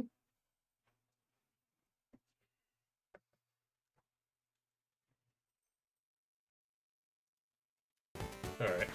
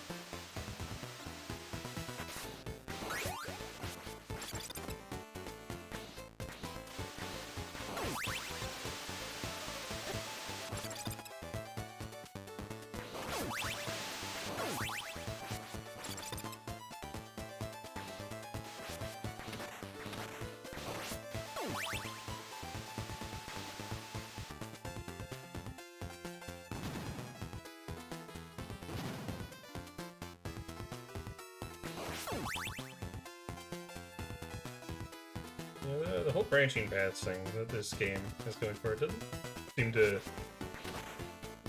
happen much. I think it's only like twice from what I could tell. I don't remember, but that sounds right to me.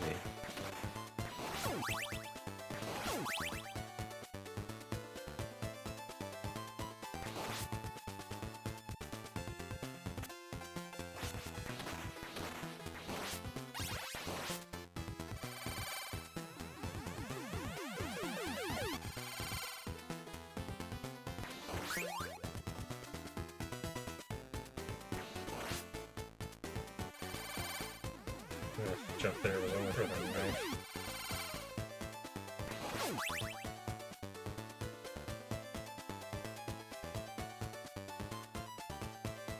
It was already 10 o'clock. Wow. Where did the time go? Getting close to 2 hours for the stream.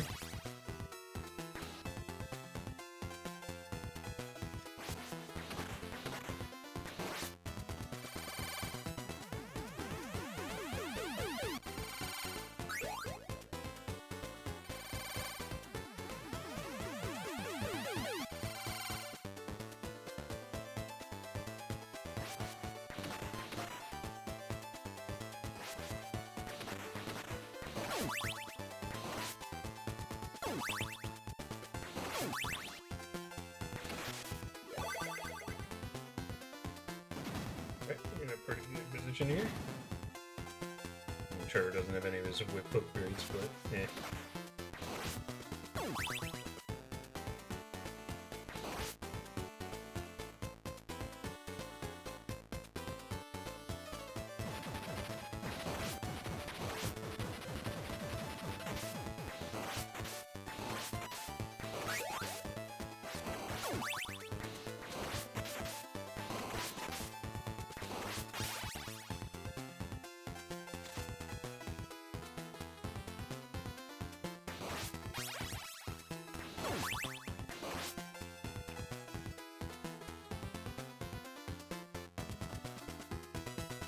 Bringing one of those here just to get replacement fire last second.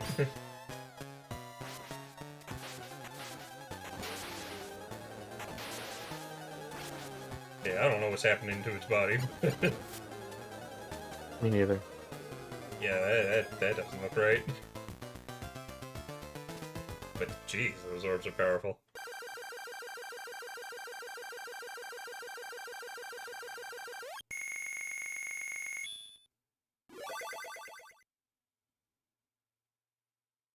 Oh, alright, in the castle itself now.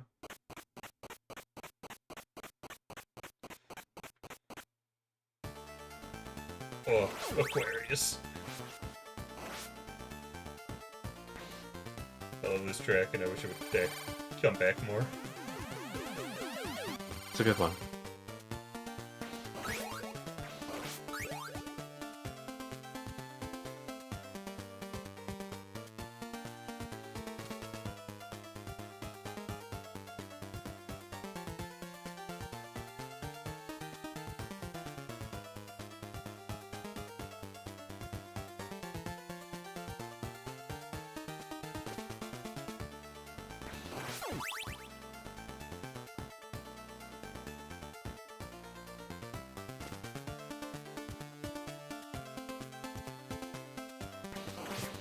Pretty tricky.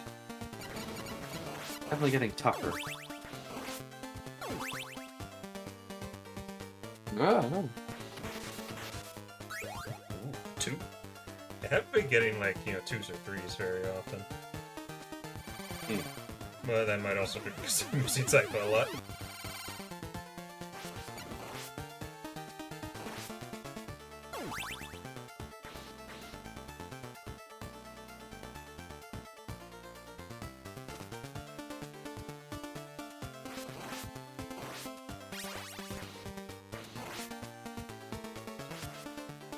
I'm sure if 1 heart per magic electric orbs or whatever is really balanced.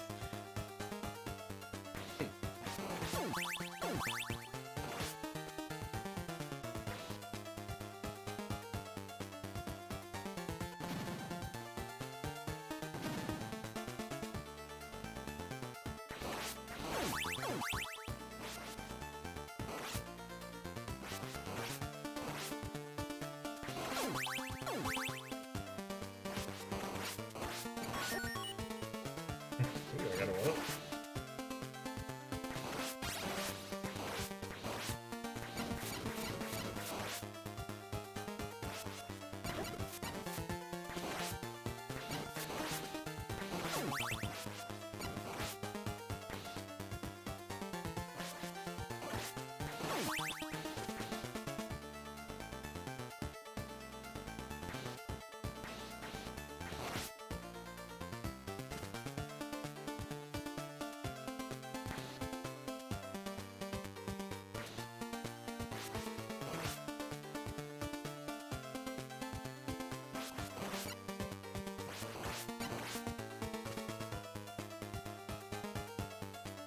Yeah, the fire just seems to be the weakest of her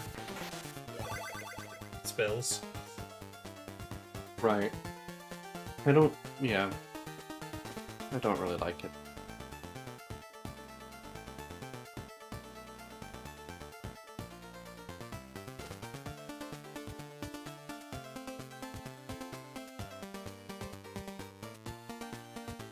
Oh boy.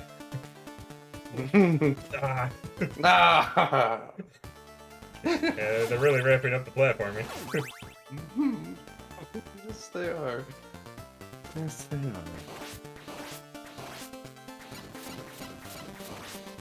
The music really helps push you along, though, doesn't it? Yeah. Got that energy to it. Who's emailing me at 9:56 on a... It's like a school email thing went off. Oh, it's actually important. Yeah.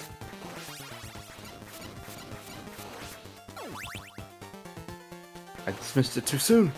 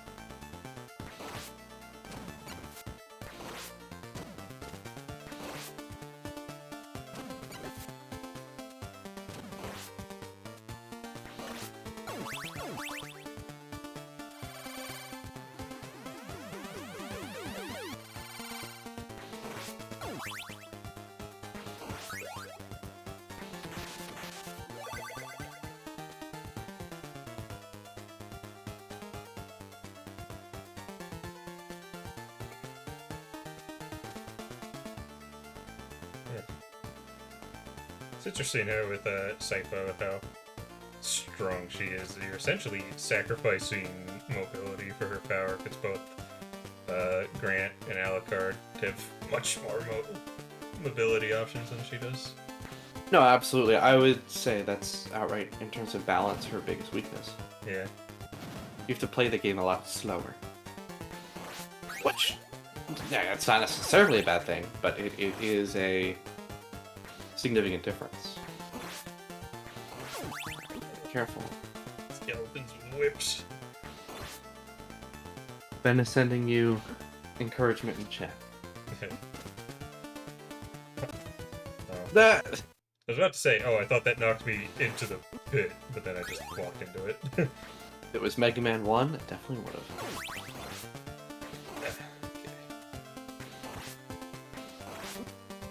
Oh.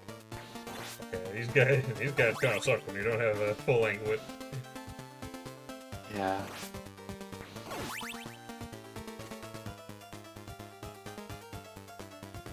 Oh, no more scrolling.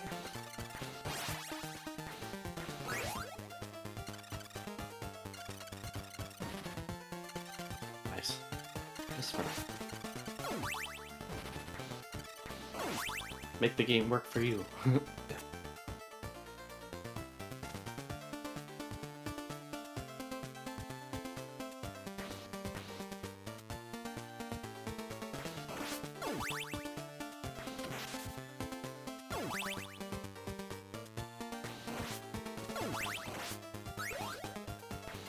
They're really gonna make me do, like, by the looks of it, 2 bosses here with no heal right next to it. Oh, there's 3 coffins. Oh, that's lovely.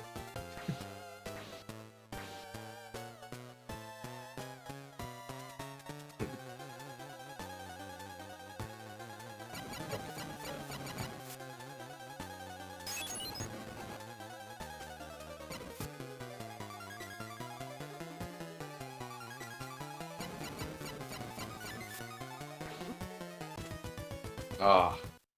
Yeah.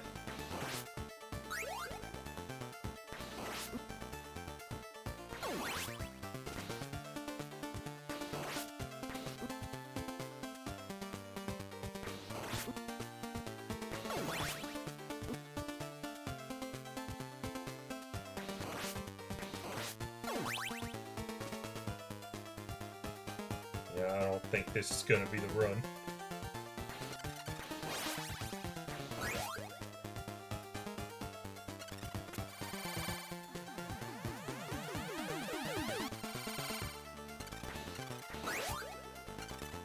Or the orbs could just save me.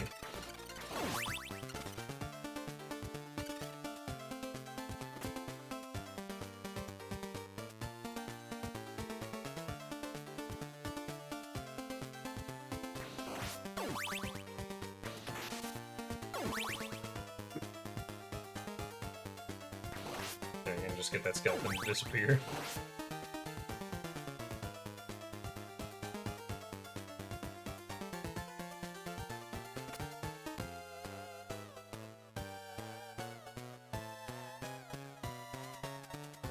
Just gotta hope I have enough parts to deal with everything here.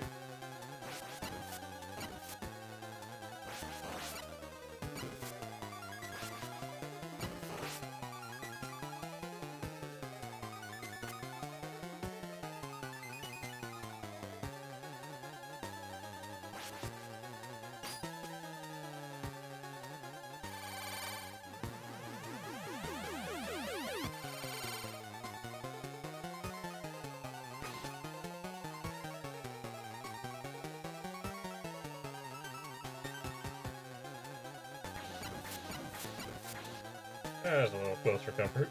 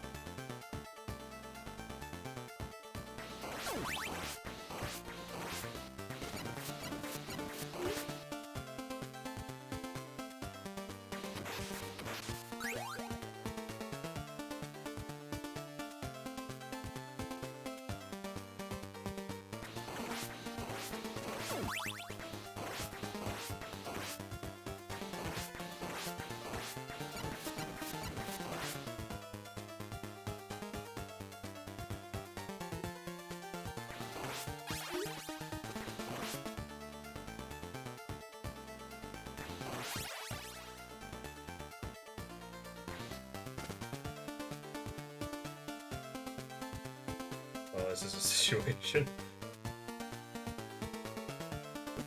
Oh, jeez.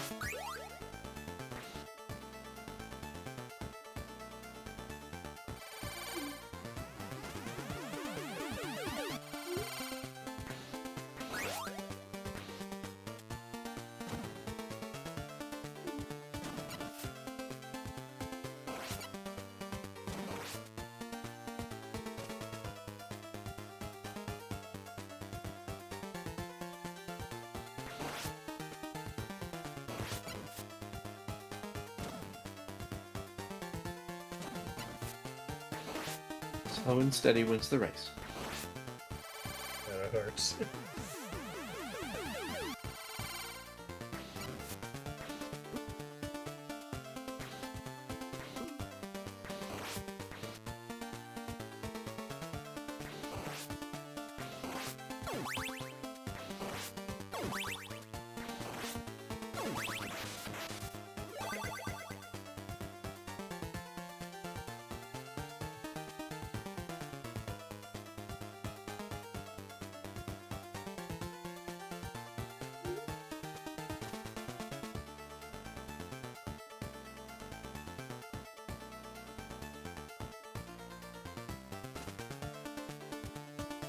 That jump is tight.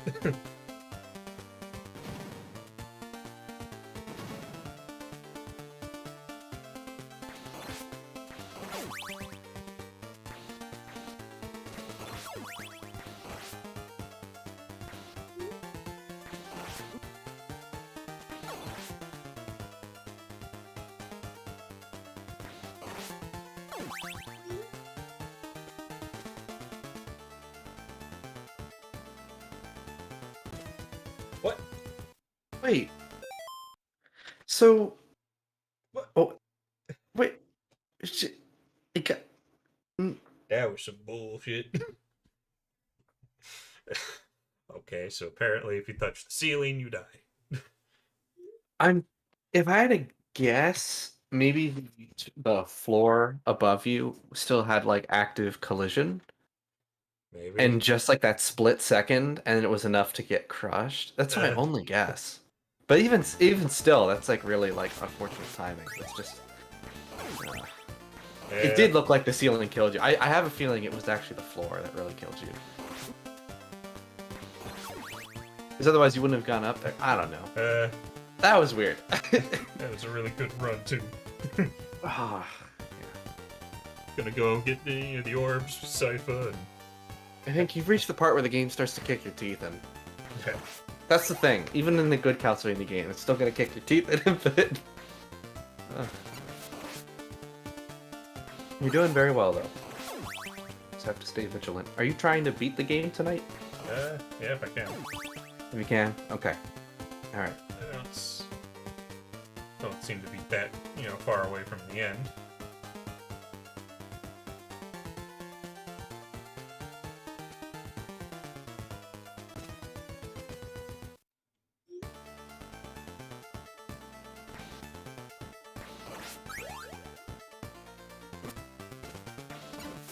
I think I want to actually get through this, try and get it through with full lives.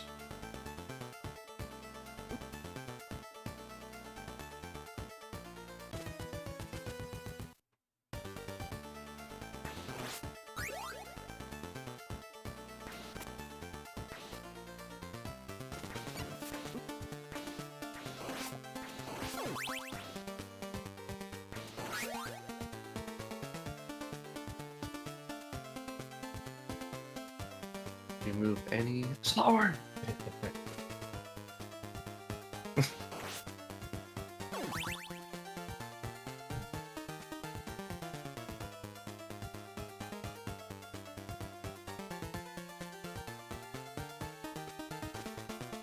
Oh. Sorry, I'm tired. More than I thought I would be.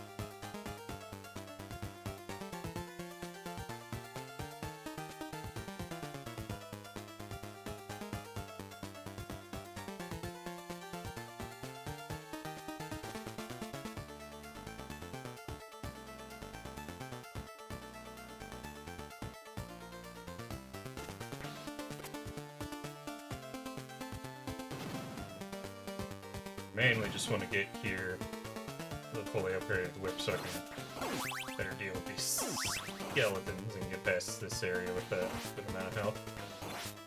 Yeah. Because if I can get to the boss with a good amount of health and the orbs with sci-fi, should be good.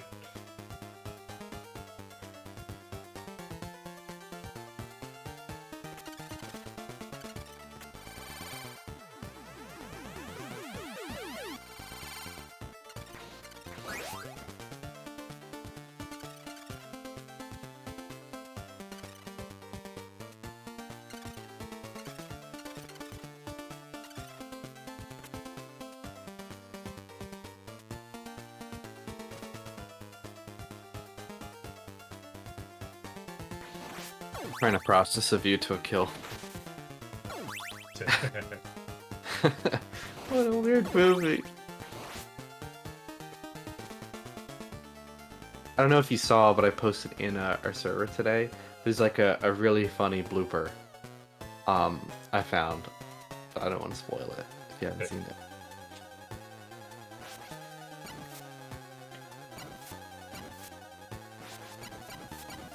Oh, this'll do the trick. Look at that.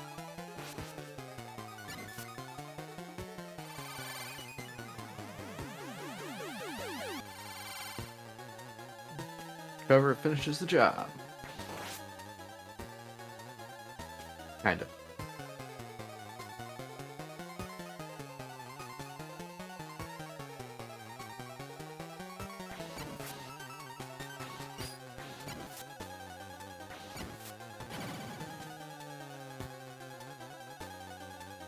Can do this guy with Trevor, I just need to... Yeah, take your time. You can definitely do this. I hope he doesn't just turn around. I mean, he only did 2 blocks of health. Alright, you got this. Oh! Yeah, that's more the issue when he, like, suddenly turns around. And he charges at you. Yeah. It's like slightly telegraphed, but not enough to, like, outrun him.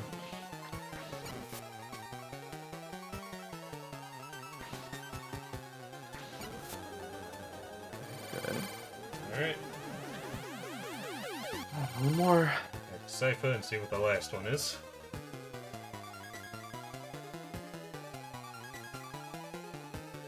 Oh, I don't know what that is.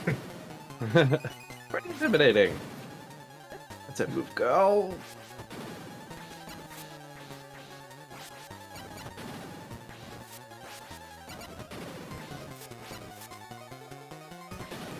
I believe in you.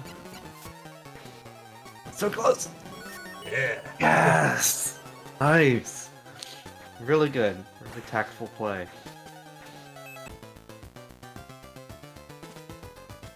Oh!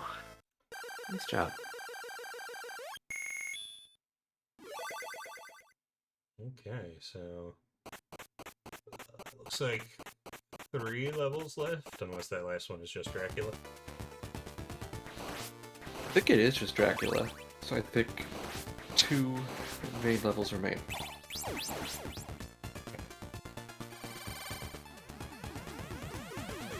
Hey, Ben. Here. Yep. Welcome to the Castlevania 3 playthrough. Red's doing a really good job. I've seen. I'm also still processing a view to a kill. Yeah, I did hear that too, and that is fair. Did you see the blooper I posted in the server? I haven't, but I will check that as soon as. Okay. It's in Movies TV if you want to. I timestamped it. It's just a really funny outtake, but I can't say it out loud. Steps. Oh, it Uh, wasn't even the axe. It was just the geometry. Yeah. It's literally the foundational structure of this building. Oh, that's good screen clear. At this point, why not just make the building out of stairs and nothing but? Yeah, That's how it's- Dracula it's- wins. I was gonna say, that's like the equivalent of like the Sonic 1 meme, where it's like, if Eggman just made everything spikes, then he wins. So I guess the Castlevania version of that is Dracula just uses stairs everywhere, then he wins. Mega It Man also with just- the There you go. spiked wall, man. Oh, right, or exactly, yeah. It works with Mega Man 2, yep. So, spikes and stairs. I should make a 2D platformer called Spikes and Stairs. No, of spikes and stairs. Oh, jeez. Just for rain. It'll be a spin-off. Yeah. It'll be the platforming sequel to the hit party game.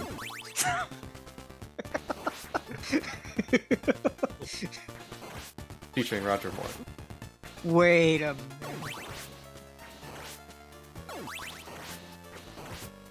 Nobody said we can't use his likeness if we call him Dodger Floor. I like that. Thank you. I took half a second to think of it. Nice axe. That's good. They brought back the slimes from Simon's Quest. Yep.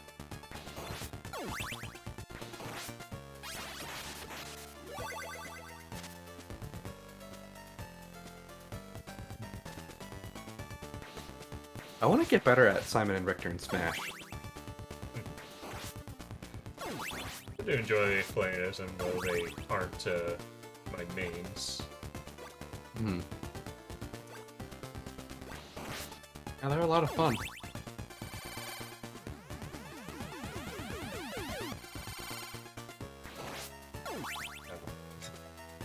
I was wondering, surely that candle would have like a sub-weapon, but nope.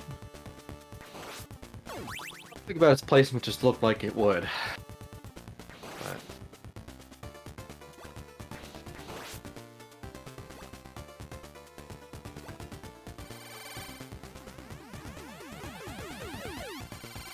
Axe Well, the time. years have not been kind on whatever the hell her name is. Who? She looks nothing like her Netflix incarnation.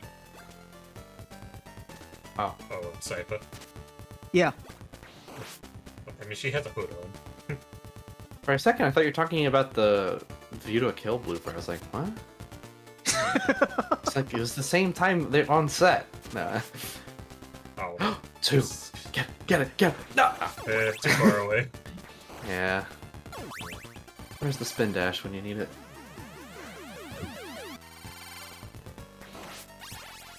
Seriously, Ben, I can't wait to hear your reaction. Alright, you know what? Fine. I will. Please. I beg you. I I'm not even will. gonna be subtle. Okay. Okay. It's a scene where Stacy gets fired, except there's like an outtake and Roger Okay. says something shit, else. No. Or I could click on the stream again. What? Oh. Holy moly. Unintended.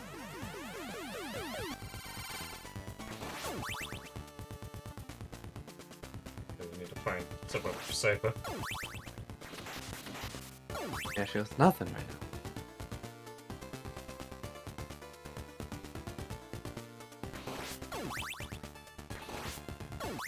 Three games in, they're already bringing back There we go. Vampire Killer. Yeah. I mentioned mentioned at the start of the stream that Here this it game's that this game's first level theme, beginning, is my favorite of the Castlevania's first level themes. I think Ben laughed so hard he had to leave. Sorry, I was listening to what you said. I think he got to the part. Nice.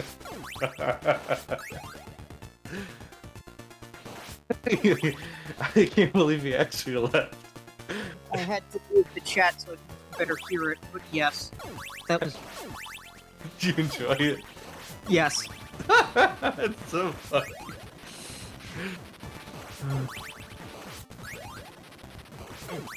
I kind of wish the film ended there, like roll credits, like he says that. Why are there so many, Just super. there are so many sub-weapons on that bridge. It's like, Yeah, there were a lot. I hope fire's good against whatever this is. Oh boy, it's dead. Oh, I familiar wish I foe. had the orbs. Oh, fire does a lot of damage though, Yeah. if you can aim it. But come Yeah, on, well, just I mean, like this- fighting Spectre Knight.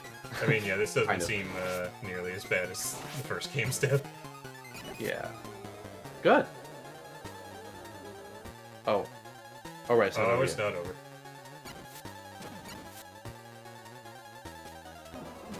What even are you? He turns into Andros. The screen wraps. See, it's not often you see a screen wrapping boss fight, now that I think about it. It's kind of rare. It looks weird. Looks like even more unsettling that way, which maybe that's what they intended. To be Oh, honest. Oh, come on! Yeah, kind of cornered myself there. Yeah, no, it's not really your fault. It's just... you had one more health point, you could have tanked it. Yeah. Okay. Although it doesn't seem that bad. Like, I could totally do that. Oh yeah, you're fully capable of doing that. And now you've at least seen the entire level route, so that's good. Yeah. Yeah. So yeah, Ben, we need a version of A View to a Kill where everything is normal until you get to that scene. They play the blooper and then it cuts to the credits. I approve of that. I'll make that someday.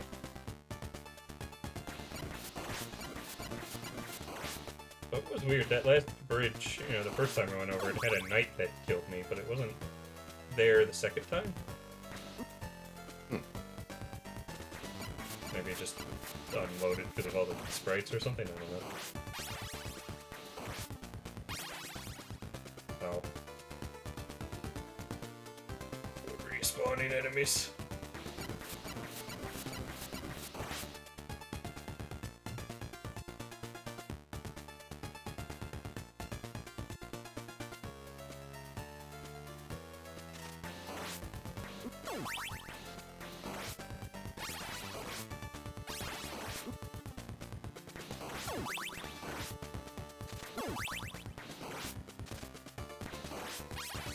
I had blinked and looked away, and for a second I thought that was Link from like Zelda 2. I was like, what? Huh? And I had to like squint, and then my eyes adjusted back, and then I saw Trevor.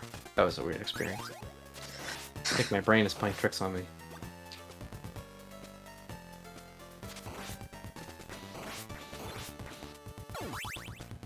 Actually, Red, for all we know, one of these skeletons could be the, who's texting me? It could be, the hero shade from Twilight Princess. You never know. What's he doing here? It's hard to tell in 8-bit. I don't know what he's doing here, but... A lot of Stalfos running around tonight. And there's an Iron Knuckle up there, and a Choo Choo, and it's all the same archetype. Yeah.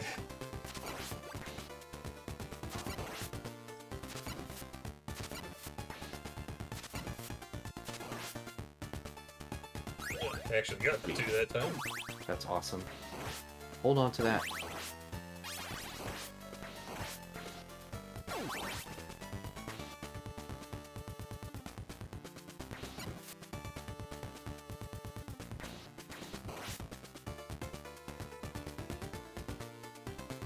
Back, yeah, good.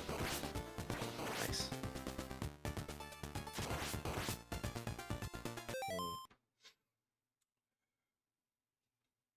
I'll keep the 2x.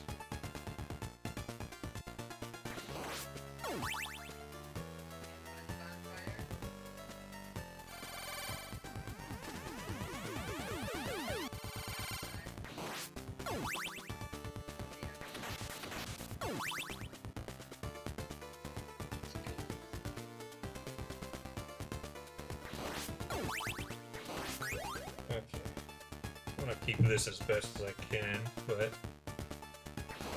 I probably should avoid all the candles. Or switch to Trevor.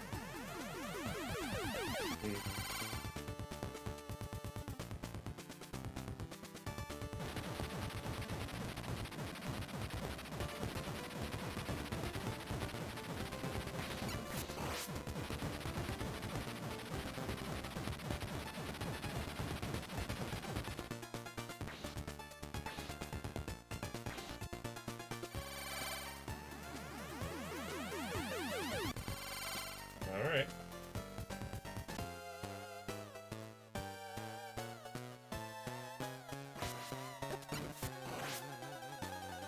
And I'm gonna open another fight.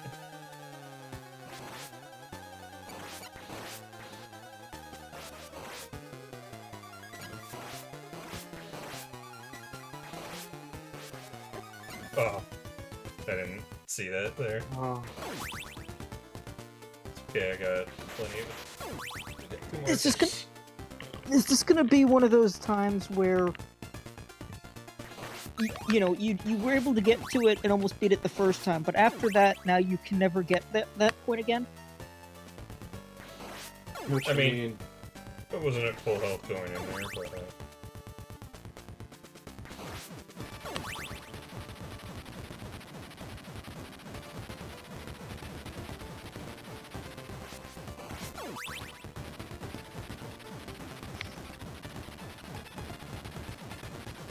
Same time tomorrow, Mrs. Bell?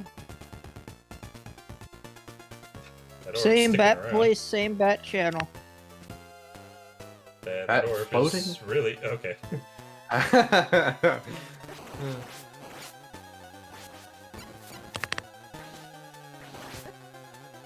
Ugh. Okay.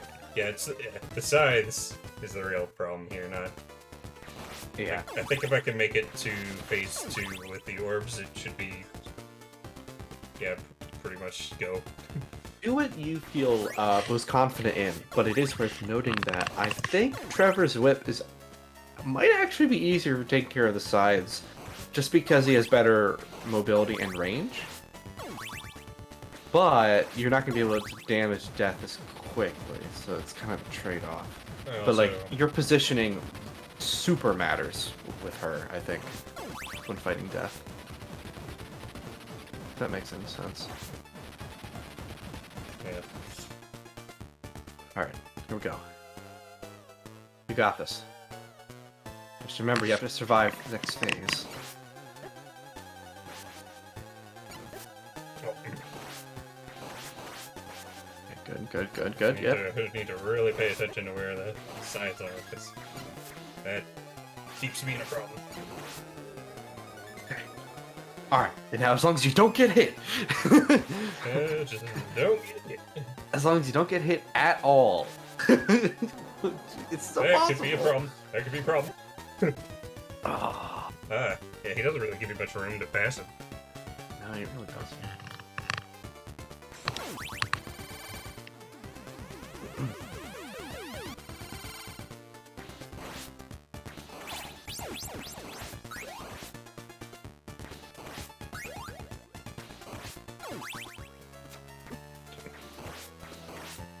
Where I saw that knife go through that bat and I just said no. Yeah. I really thought you hit it. Yeah, at least you have the level 3 whip. That's good. So Ben, probably in a week or so I'm gonna watch The Living Daylights, and then a week or so after that, then for the server we'll do a License to Kill. Alright, that sounds good to me. Awesome. Wait, unless, see, I still haven't really decided when I want to watch the 2 unofficial bonds. I might actually do those like next. So in that case, it might be like quite a while. I need to think about it. I It'll want to happen go when to. it happens. See, it's like I want to go to Dalton now, but I also don't want to end on the unofficial ones. So it's probably better to end with License to Kill. Well, it'll happen when it happens, so no worries. All right, appreciate it. I'll keep you updated.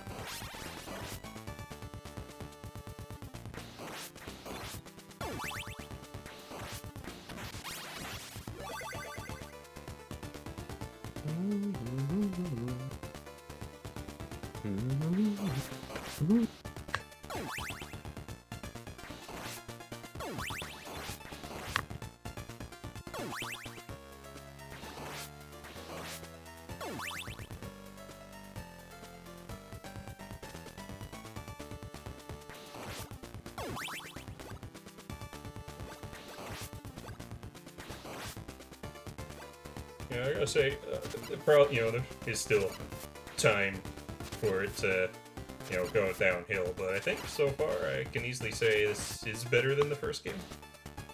Awesome. It is definitely more interesting than the first one.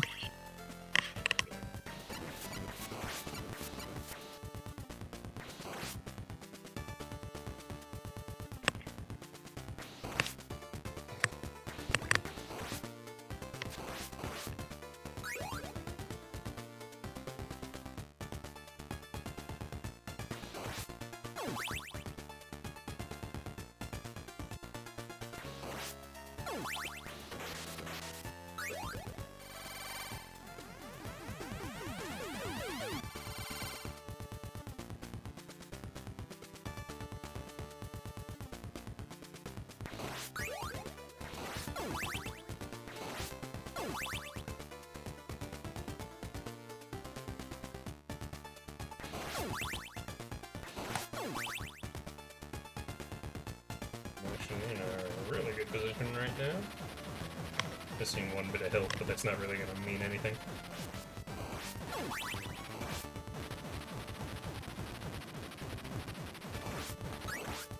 Okay, that could be an issue.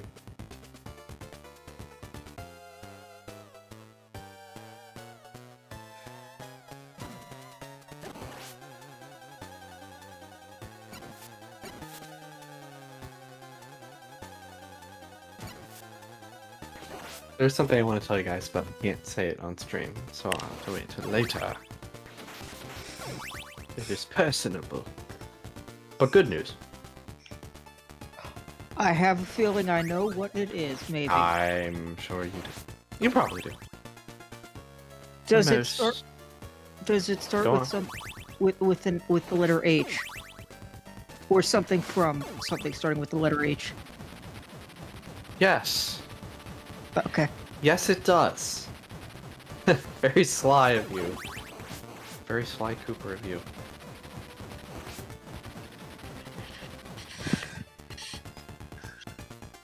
I hear you loud and clear, lizard. Alright, here we go. Oh, yes! Good RNG, good RNG, good RNG! Still good RNG, though. Yeah, okay. Okay. Best first phase yet. Okay.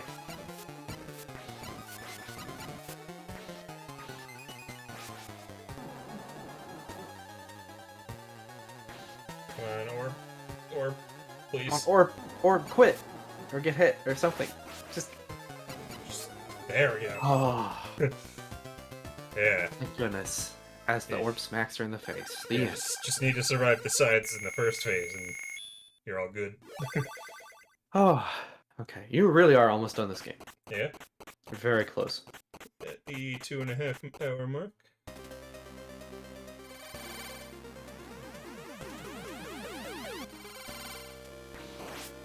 Enter is the night. Oh, the soundtrack's so good. Oh boy. Oh, extra life. Not a bad way to start a new level.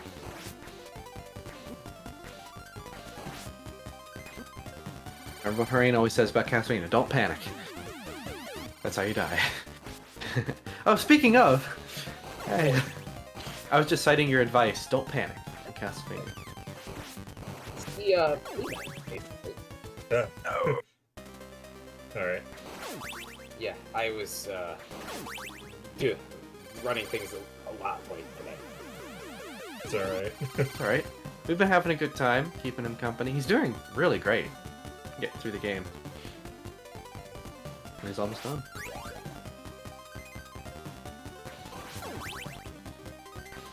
How much of the game are you through? Really close to the end. I think like this and maybe one other level. Pretty sure this is the last level, right? Maybe. Trying to remember. Yeah. And you said you're only doing one playthrough of this on stream? Yeah. I'll do other playthroughs for the other levels and other characters on my own time. Right. What characters have you played with? I got Grant and then Sypha. Basically, as soon as you got Sypha, you got who you're sticking with. Yeah. Like, I wasn't sure if I wanted to stick with Sypha, but Alec recommended it because he was there at the time. Yeah, I mean... I didn't have fun with Grant what I had. Yeah, no, Grant's fun. Sypha, I think, is the best character, but... I can see why she's considered that, though. You do sacrifice mobility. Yeah, no, she has downsides. I would say she's not as busted as some of the wizard's abilities in Curse of the Moon. But... Yeah, the section's kind of a... The wizard has a better balanced melee attack than Sypha, though, because Sypha's melee attack is stupid, that it's actually pretty good. Yeah. Sypha should not be able to hit enemies that fast with her melee. I agree. Also, you know, the, only one heart per spell, kind of ridiculous. Yeah.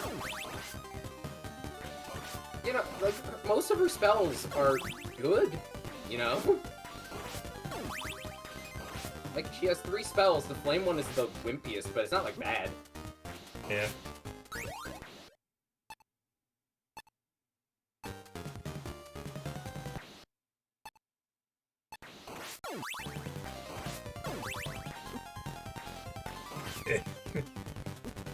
He's fucking not Fleeman.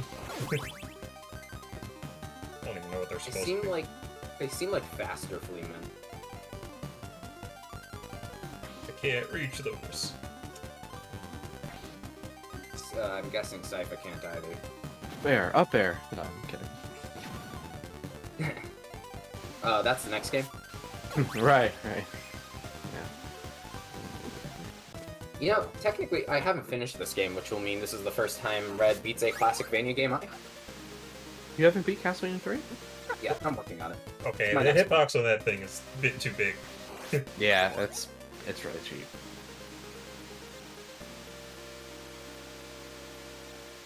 Oh, jeez. Now That's we're a really in pattern. Wiley's Castle. Okay, now. so that one is pretty lenient. It's just, you know... Okay. It looks more intimidating than it is. Yeah. Yeah. Which I had wasted a couple lives because the hitbox was bigger than it should have been.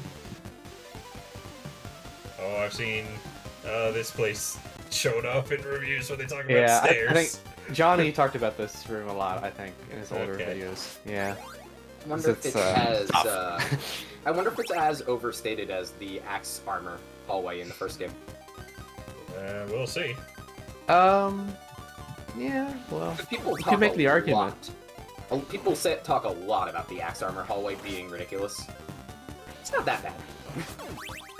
Like, it's tough.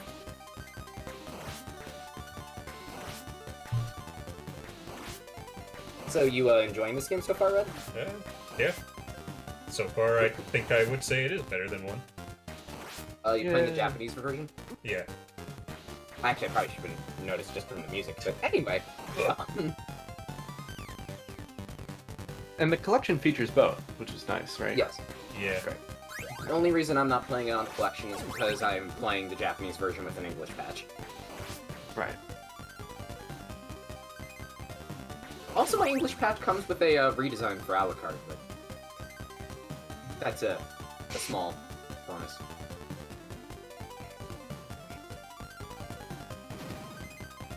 They're not giving me much in the way of sub-weapons here. Although, honestly, aside from Castlevania 2, the rest of the core 6 Classicvanias are really interesting, design-wise, you know? Mm-hmm. And there's a lot to unpack and talk about all of them, and I think they're all seem like they're good games, you know? 1, 3, 4, Bloodlines, and Rondo, you know? It's just 2. Although the Game Boy games exist, I'm not gonna do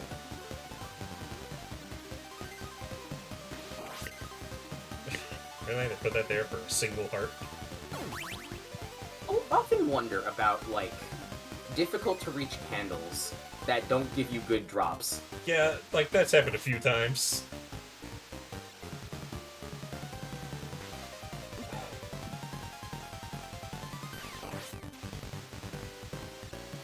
Pretty sure the way 3 works as well is that, like, if a candle has a sub-weapon, right, it would for all 3 characters. It's not like this one has a sub-weapon for Sypha, but this one has a sub-weapon for Trevor, you know? Yeah. So it's not like, oh, but if you just hit that with Sypha, you would have got something good, you know?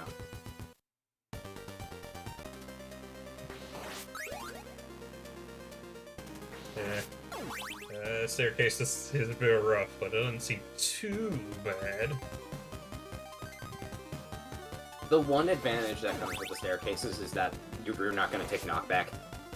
Yeah. Right. Although you still don't want to take the damage, but, you know.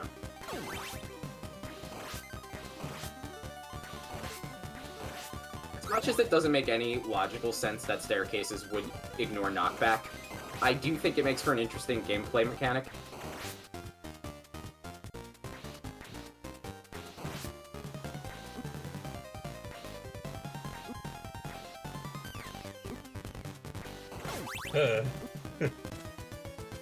Oh.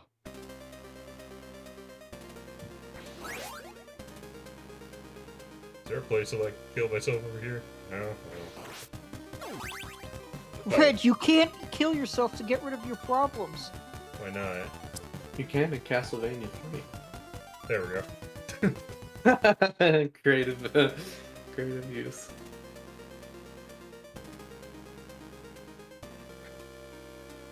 But yeah, honestly, Hooray, I think this game just needs a little more polishing here and there, and it can just be, like, a really great game. Like, I don't really have any significant issues with the game, like, so far there hasn't been anything like, you know, the final level of the first game, which, I mean, there's still time for that to happen, but, like, I don't know, it just seems to be more of Castlevania 1. A little tougher, but not unreasonable. But, you know, there are mechanics. But yeah, there are just, you know, some things about it that could be polished up, like stairs, faster switching character time, being able to tell which candles have sub-weapons in them, which I think that especially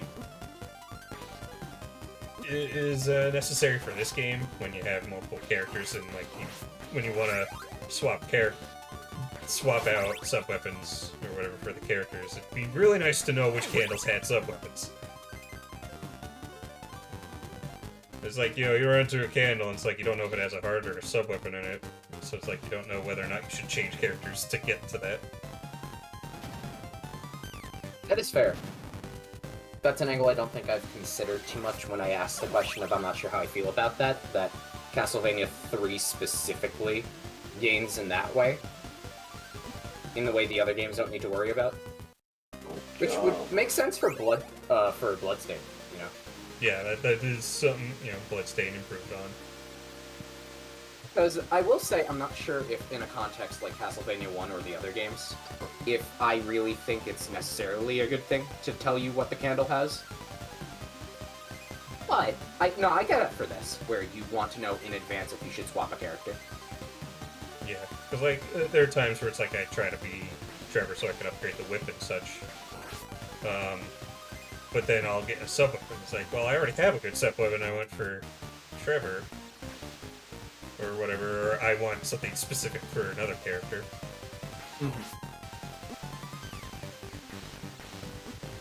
Yeah, and usually the strategy I take is that if I like the sub-weapon on a character, I won't hit Candle with them. I would prefer to do it with the other one.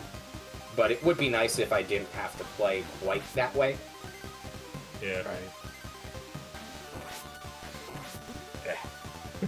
That was a bit of a bad pattern, but other than that didn't seem bad. Yeah, it's a little awkward, but it's not horrible. It's not the fucking clock tower in the first game. No, nothing's as bad as that. Yeah.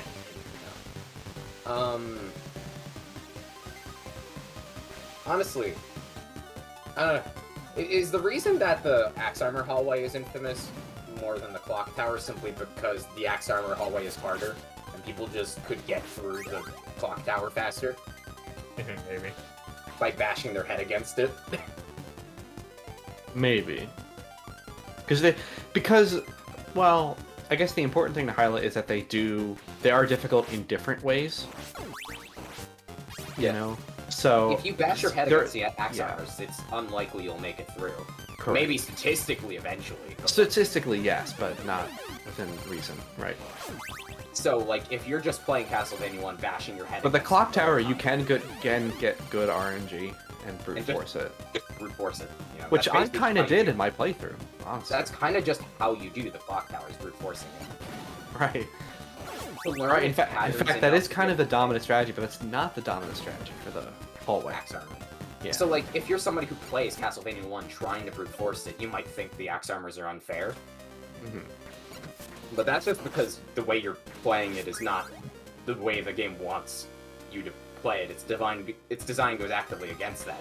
And to that end, the Literally reason I think only that the was clock tower is worse from a design standpoint is the fact that it's nothing to do with playing to the game's rules. If you play to the game's rules very proficiently, then you overcome the Axe Armor hallway, right? Yeah. But that doesn't apply to the clock tower. At least it doesn't feel like it. You know, it feels so haphazard. You know what I'm trying to say? And honestly, yeah, no. And even if the game was about brute forcing your way through it, which I question why, but even if it was, I don't think that level's interesting anyway. No, it's not But even the like icing- fun. Yeah, no, the icing on the cake, of course, though, it just doesn't even, like, fit the game's design philosophies at The all. only things, and they're small things, but the only things that that stage has going for it is A, the clock tower is a cool setting, even though it's not fun to play on, and B, the music's good. That's it. Yeah. That's it. Those are my only two compliments for that level. And I'm not counting the really cool, iconic Dracula staircase. That's something else to me. That doesn't count for that stage. No, I get it. So, but I mean, if you want to count that, then sure, then that's another good thing. But you know, that's it. Ugh. There are some ideas on paper. None of them are executed in a way that I appreciate anyway. Like, the idea of the long bridge leading to the clock tower, right? That's, like, falling apart and the bats are attacking you. I don't like the first boss doing it in large amounts, and I don't like the design of that area, but on paper there's a good idea there. Yeah. The idea of this being the roosting place of the eagles with the fleamen because Oh, they show up in the area below. I'm lucky the screen stopped.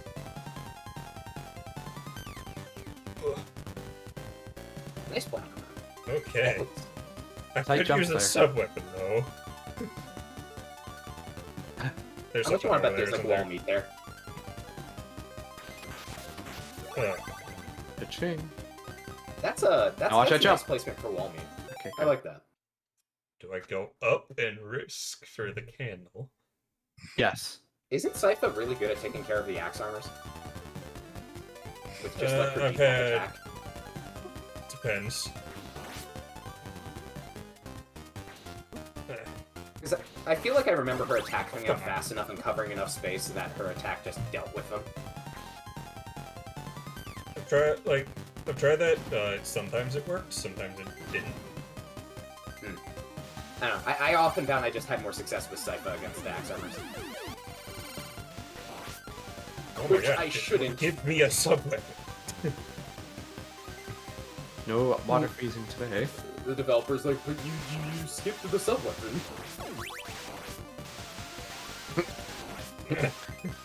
Live coding in response to your playing ability. Just That's it. Like, this level is really stingy. Not even RNG drops from the enemies. Like, they're giving me hearts, but nothing to use hearts with. To your That's own credit, Thank you aren't. you. Okay. I was gonna say you are doing well, but just you can only I'd be get hit doing one more better time. if I had sub weapons. Not that Careful, it's though. bullshit in this game, but I do like the balancing from Circle of the Moon more. Ah, I mean, it's still I, something, but Oh, jeez. I like the balancing from Circle of the Moon more, where they did the. surprise. That is a really mean and clever setup for Medusa heads. Mm-hmm. I have to go Ooh. back. It's hard, I but it's believe- fair. The stage I is fair, believe I in you, swear. You know, I think the only complaint I might have with the game is Checkpoints. levels are a bit long. Yeah.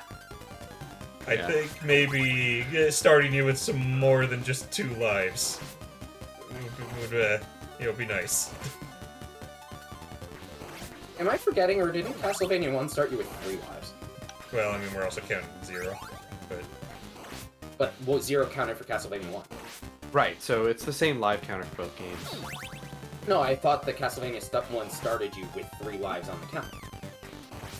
Oh, maybe. Did it? Okay. I don't think. It I did. could be misremembering. I just thought it did. Maybe I'm misremembering that. I don't think it did. I think it was 1-0, 3 lives, starting at 2. I think. Chat maybe can correct us if anybody knows. I mean, chat's not exactly been the most active. No. We pull up Red's. This is the most Okay, active someone's your here. chat's been for Castlevania in a while. I suppose, although it's mostly been the one guy. They like Castlevania, don't they? They're gonna learn to like Castlevania. Is that a threat? Red's got a lot of Castlevania content down this pipeline, at least on streams. Yeah. The red guy's feed, yes. I mean, like, the Castlevania streams really haven't been doing well, but, like, I'm mostly doing this for myself, so... Well, that's Yeah, no. good. That's important. Yeah. Well, it's also partly for the algorithm to at least tell YouTube you're making things. Yeah. That too. YouTube, because when you're not releasing content, YouTube doesn't tend to recommend your channel in general as much. IKG, Fun Lost World review. But if, you're That's streaming, okay. a weekly stream makes it so that you're at least making content weekly of some kind, and YouTube's like, okay, there's something to push on this channel, it's alive. Right. I hope the Lost World review picks up steam, although I understand why it hasn't. The really good review from IKG Productions that has been, literally like years in the development? More or less. On and off.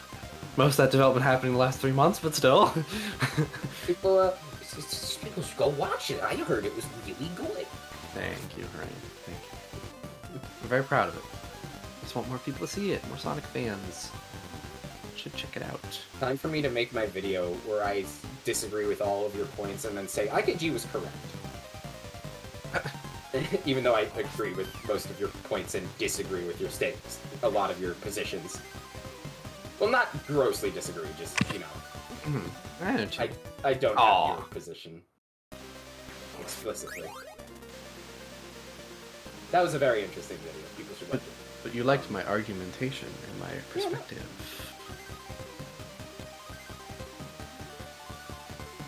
There's a small sequel video coming in a couple of weeks or maybe earlier as well. It's A little always something interesting. something.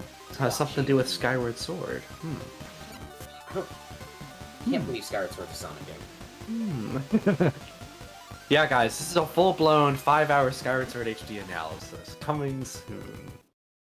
No, You haven't What covered were you gonna Zelda say? yet, right? nope, not like that. That's where we're starting. That'd be a 5 weird hours starting. Skyward Yeah, that'd be really weird starting. Sword. You're going timeline order? Oh, God help me. That's a terrible idea. That's a terrible idea. It would break it up into large and small videos that are less predictable, I guess. Playing in timeline order, fine. Reviewing in timeline, no. They release no a new game in the sense. middle of the timeline. Oh yeah, then it's like, oh, guys, gotta backtrack. I know you were really looking forward to the Phantom Hourglass review, but since they added something between the They Wind made a Waker... prequel to Ocarina of Time. Again! It's like, yeah, it's like the joke is like IKG never gets to Ocarina of Time because they keep adding games in that little belt.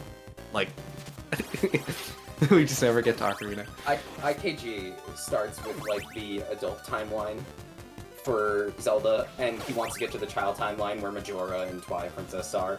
Right, but they right. keep adding like sequels to Wind Waker.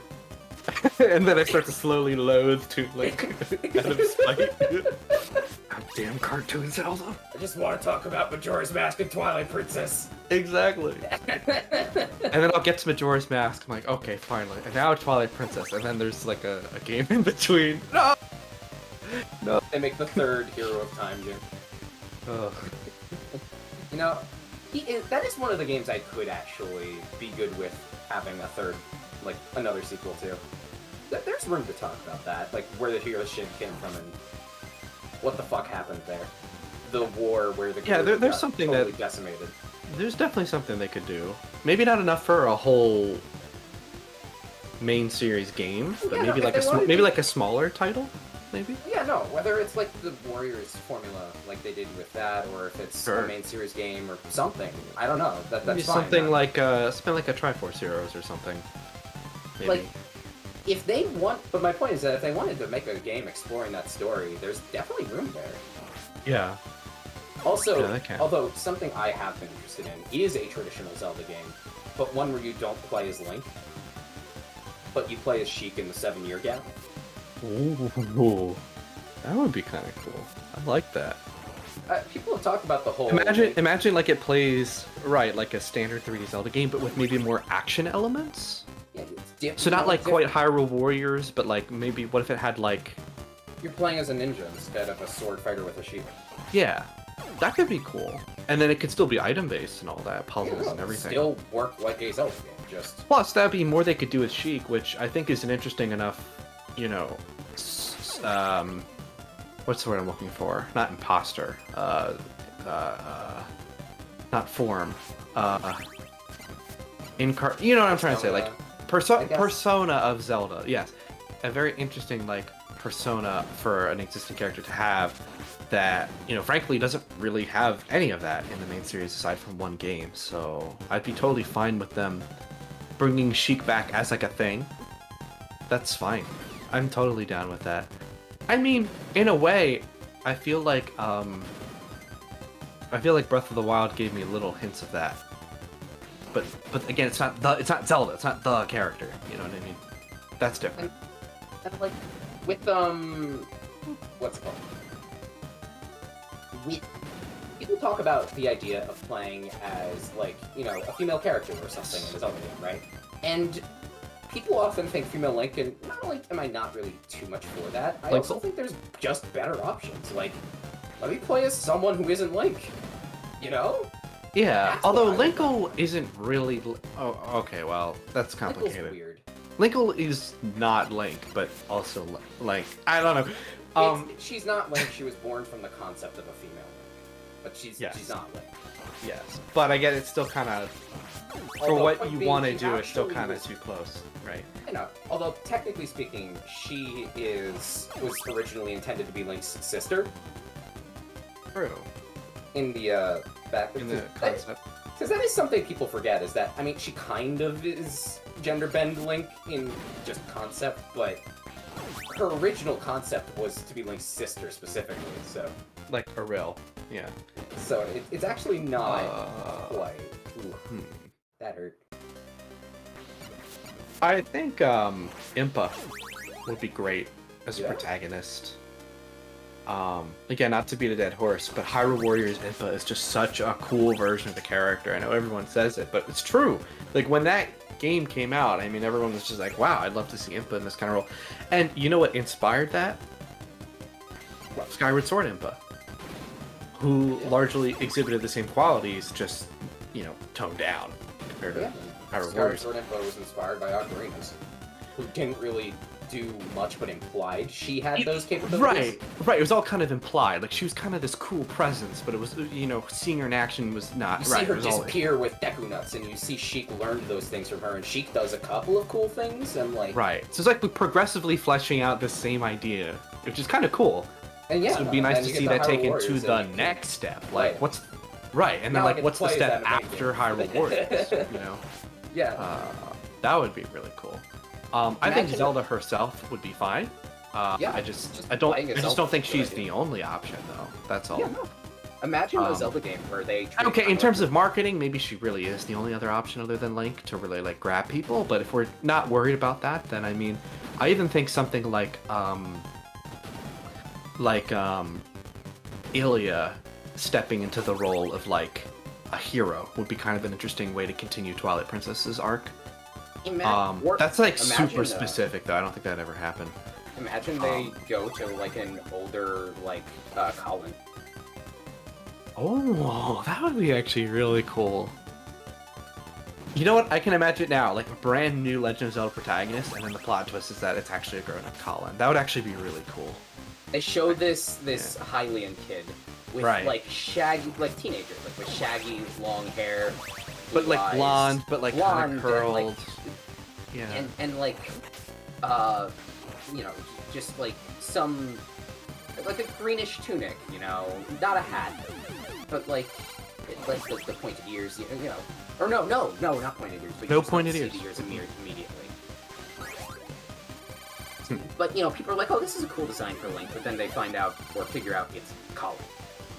That's not Link. So cool. But Colin, because he already has some design similarities to Link, just he's a young child, and also Link is kind of his inspiration and the in a metaphorical sense, he is kind of young Link of that game, in a way.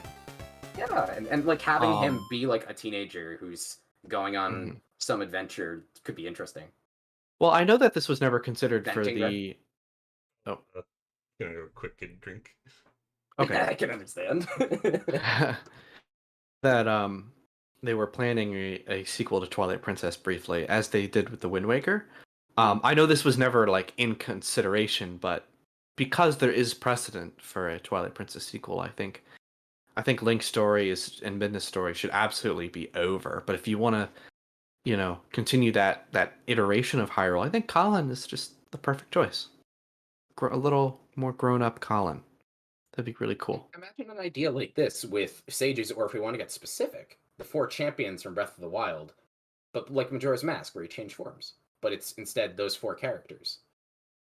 Right? And it's like... That's really cool. That would be really, really cool. I like that. It's mechanically still just like mask transformations, but technically they're different characters, Yeah. Yeah.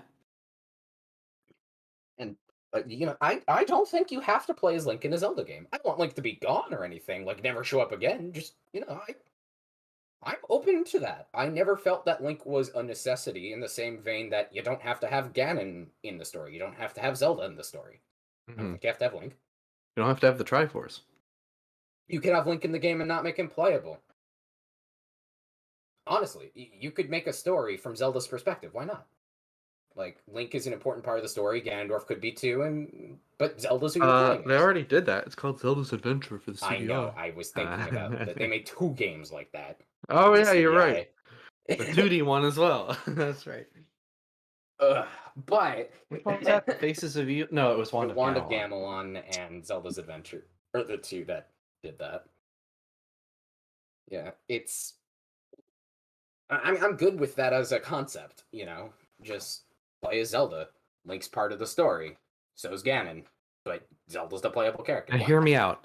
Because I know Nintendo loves farming simulators, if the latest Direct was anything to go by, I think the next thing they need to do is a Beetle-themed farming game where you play as Beetle and you try and develop products and send them to as many towns as possible and try and create a lot of revenue. You're playing as Beetle. Yes. But you're trying to make a glorified ant farm, but instead of ants, it's beetles. You know, there's kind of precedence for that with Skyward Sword, because there are awful lot of bugs on that island he resides in at night. On top of Breath of the Wild, where he literally buys beetles off of you if you have any in your inventory. It's true. He's obsessed with beetles, canonically, in the way, at least in those 2 games. Oh. And ever since Wind Waker, his symbol is a beetle. It's a beetle, yeah. So... Also, it's not a coincidence that the bug like medallion in Skyward Sword, the logo is specifically the beetle. Like that was definitely not a coincidence, right? Also, like, you get it at Beetle's shop ship. Right. Like they could have made it the butterfly, which is probably the butterfly is probably the most something you buy from Stretch, right? Yeah. But no. Because the butterfly is, I would say, the most iconic Ubiquitous. bug that you can get in Skyward Sword. So you would think it would literally in every region. Right, but nope. Beetle at Beetle's shop. Makes sense. I noticed that as a kid. I thought it was so smart. Yeah, no, it is worth noting that in the real world, the vast majority of insect species are beetles. I didn't know that actually. Yeah. Like, the vast majority of insects are a type of beetle. They are very common. Also, one of my favorite copy abilities in Kirby. Beetle's fun. It's like a really fun twist on, like, Suplex. Yes, exactly. I think it kind of fixed my few issues with Suplex from a gameplay standpoint by adding just the difference in options while still having a throw focus. Right, it has the fun elements of Suplex, but it also adds in the like very helpful basic attacks that Suplex I feel was lacking. If that makes any sense. Yeah. So it's a more well-rounded copy ability. You still get the feeling of the throw focus that Suplex had. Yeah, I like that it's in Star Allies. Because obviously Triple Deluxe is the main game that it was featured in, but you can get it in Star Allies too, which is cool. I don't know if it's in Forgotten Land. Forgotten Lands has less copy abilities, but they are upgradable. Oh, right. It focuses on like the standard ones, but like upgrading them, right? Yeah. Okay, that's cool. It has a couple new ones, but it's a pretty basic list. I actually was still very happy with the copy ability system in Star Allies, or in Forgotten Lands, because of the expansions were fun, and some of them are side grids when you get later in the game. So not all of them are just like, this is the ability but better. Some of them it's like, what's a playstyle preference, like heavier sword or like a faster sword, you know? That's cool. So honestly, it's just fun. You know And what power up, some of them which copy ability I would really like to come back? Bell. I really liked Bell. It was fun. It wasn't my personal favorite thing, but it was an interesting copy ability.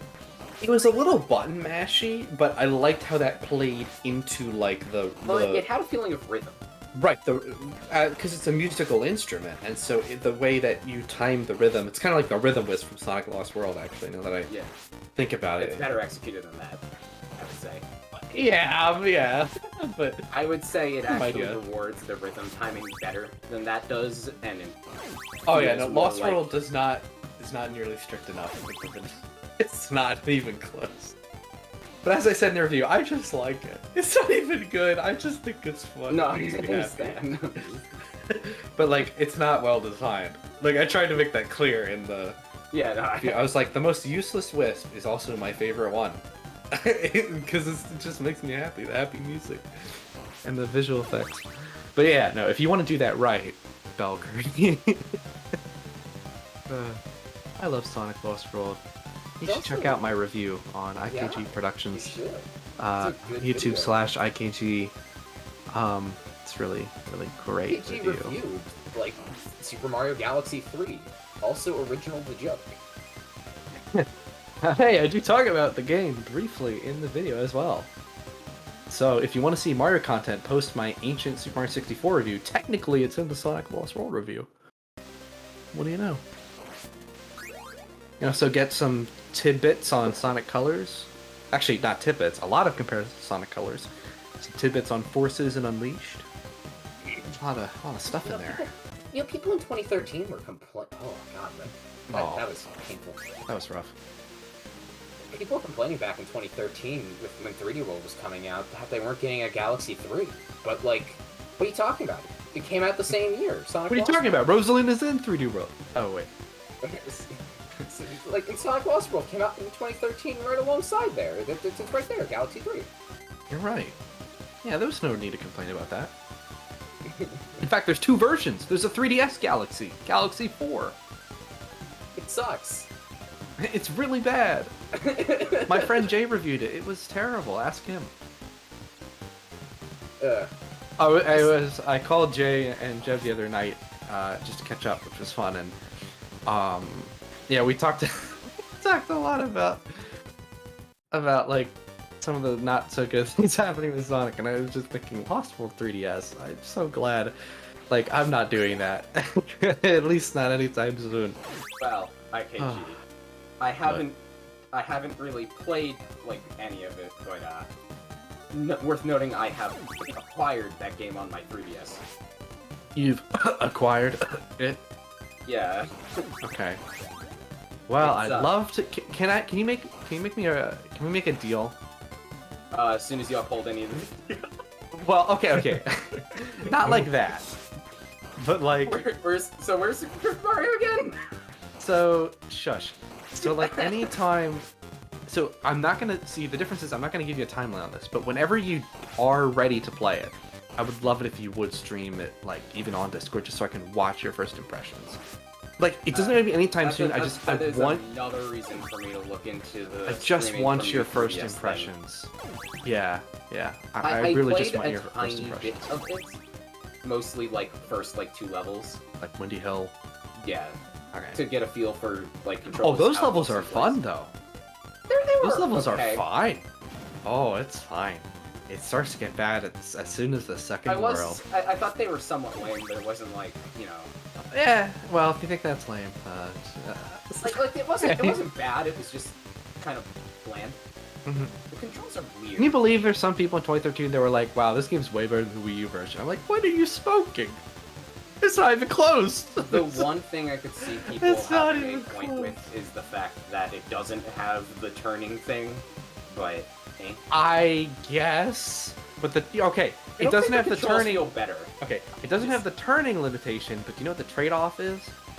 A lot. The trade-off is that you are constantly slippery. So I'd rather have the turning quirk of the Wii U version than sliding all over the tube. Also, the button layout's annoying because spin dash is on a face button, and it's like. No, you can still use the trigger for it. It's awkward trying to do some of the tricks that from the Wii U version in 3DS that still exist, but like the button layout on 3DS is worse for it. Well, that is definitely true. It's just. I hate how manual parkour is. Like, there's a reason if you ever wondered why I was so weirdly specific about this one point in the review and didn't explain it, it was very particular. I said, when I was praising the parkour system in Lost World Wii U, I said it feels like automated enough to be satisfying, but it's and reliable, but it gives me enough control that I feel like I accomplished something. Remember I said something to that effect? Yeah. The reason I just kind of said that off the cuff, you kind of unprompted and then didn't address it, was because that's exactly the opposite of how I feel about parkour in 3D. And so if I ever made a review of that, I would call attention to that. Not that I have to make the point work, it's just, I kind of just planted that seed there just for fun. Because on 3D, it's so automated that I lose control, and it's very easy to die from parkour, especially thanks to how the level design is extremely precarious later on, and there's a lot of do-or-die parkour sections. None of that's in the Wii version. Nothing like that at all. The closest thing is like one red ring in Sky Road Zone 1, which is A, optional, and B, not that hard. Honestly, but I want to hear technically it's that. over a pit, okay. But like Lost World 3DS is like, oh my god, I mean, you're trusting a system that just doesn't work. That's why I said that in the Wii U review. It's exactly why I said that, because Lost World 3DS parkour doesn't work that way. And some people say it works better. I don't Good for them. I don't know what they're. I don't know what they're talking about. What's it called?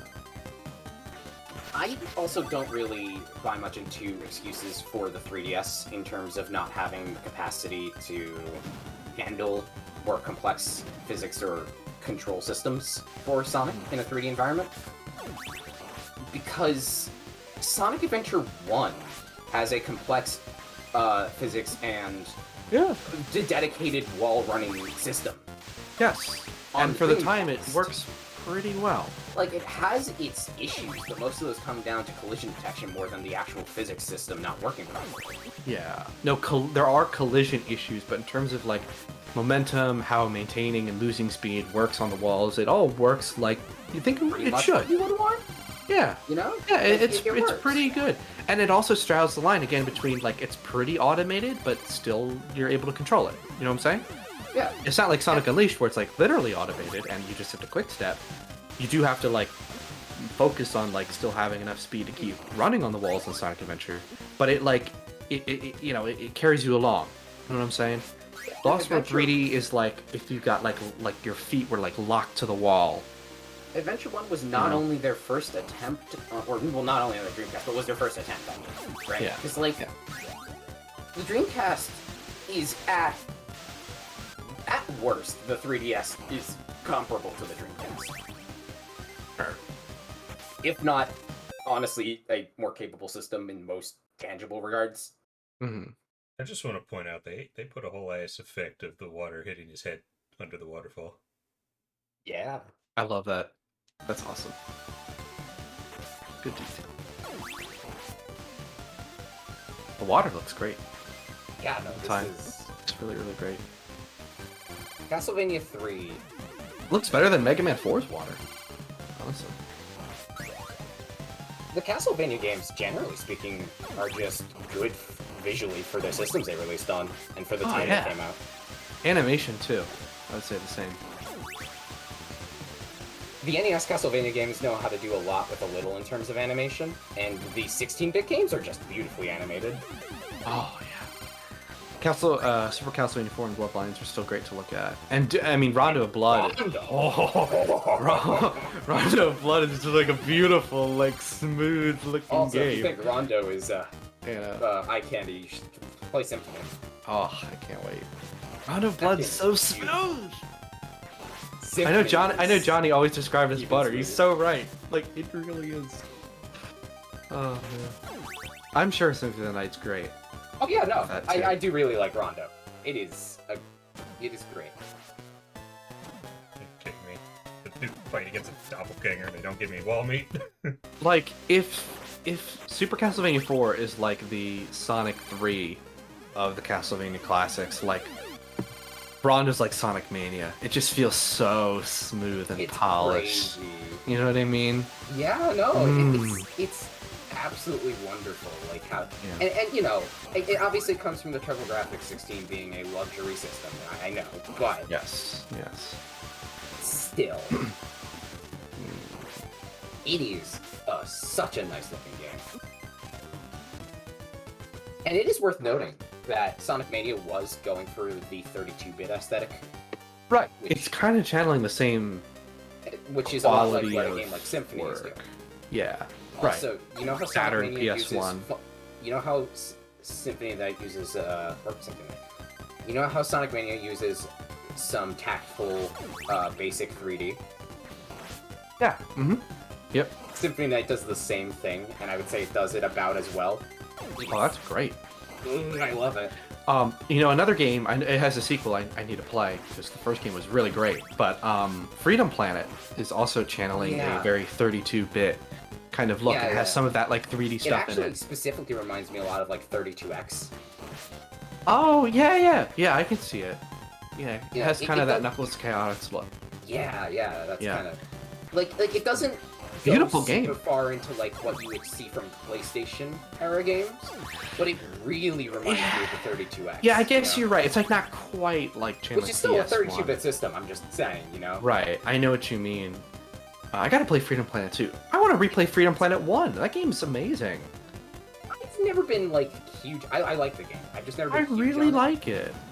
I found the levels to be large for my liking and long. Oh, well, I will say it benefits Sonic CD fans.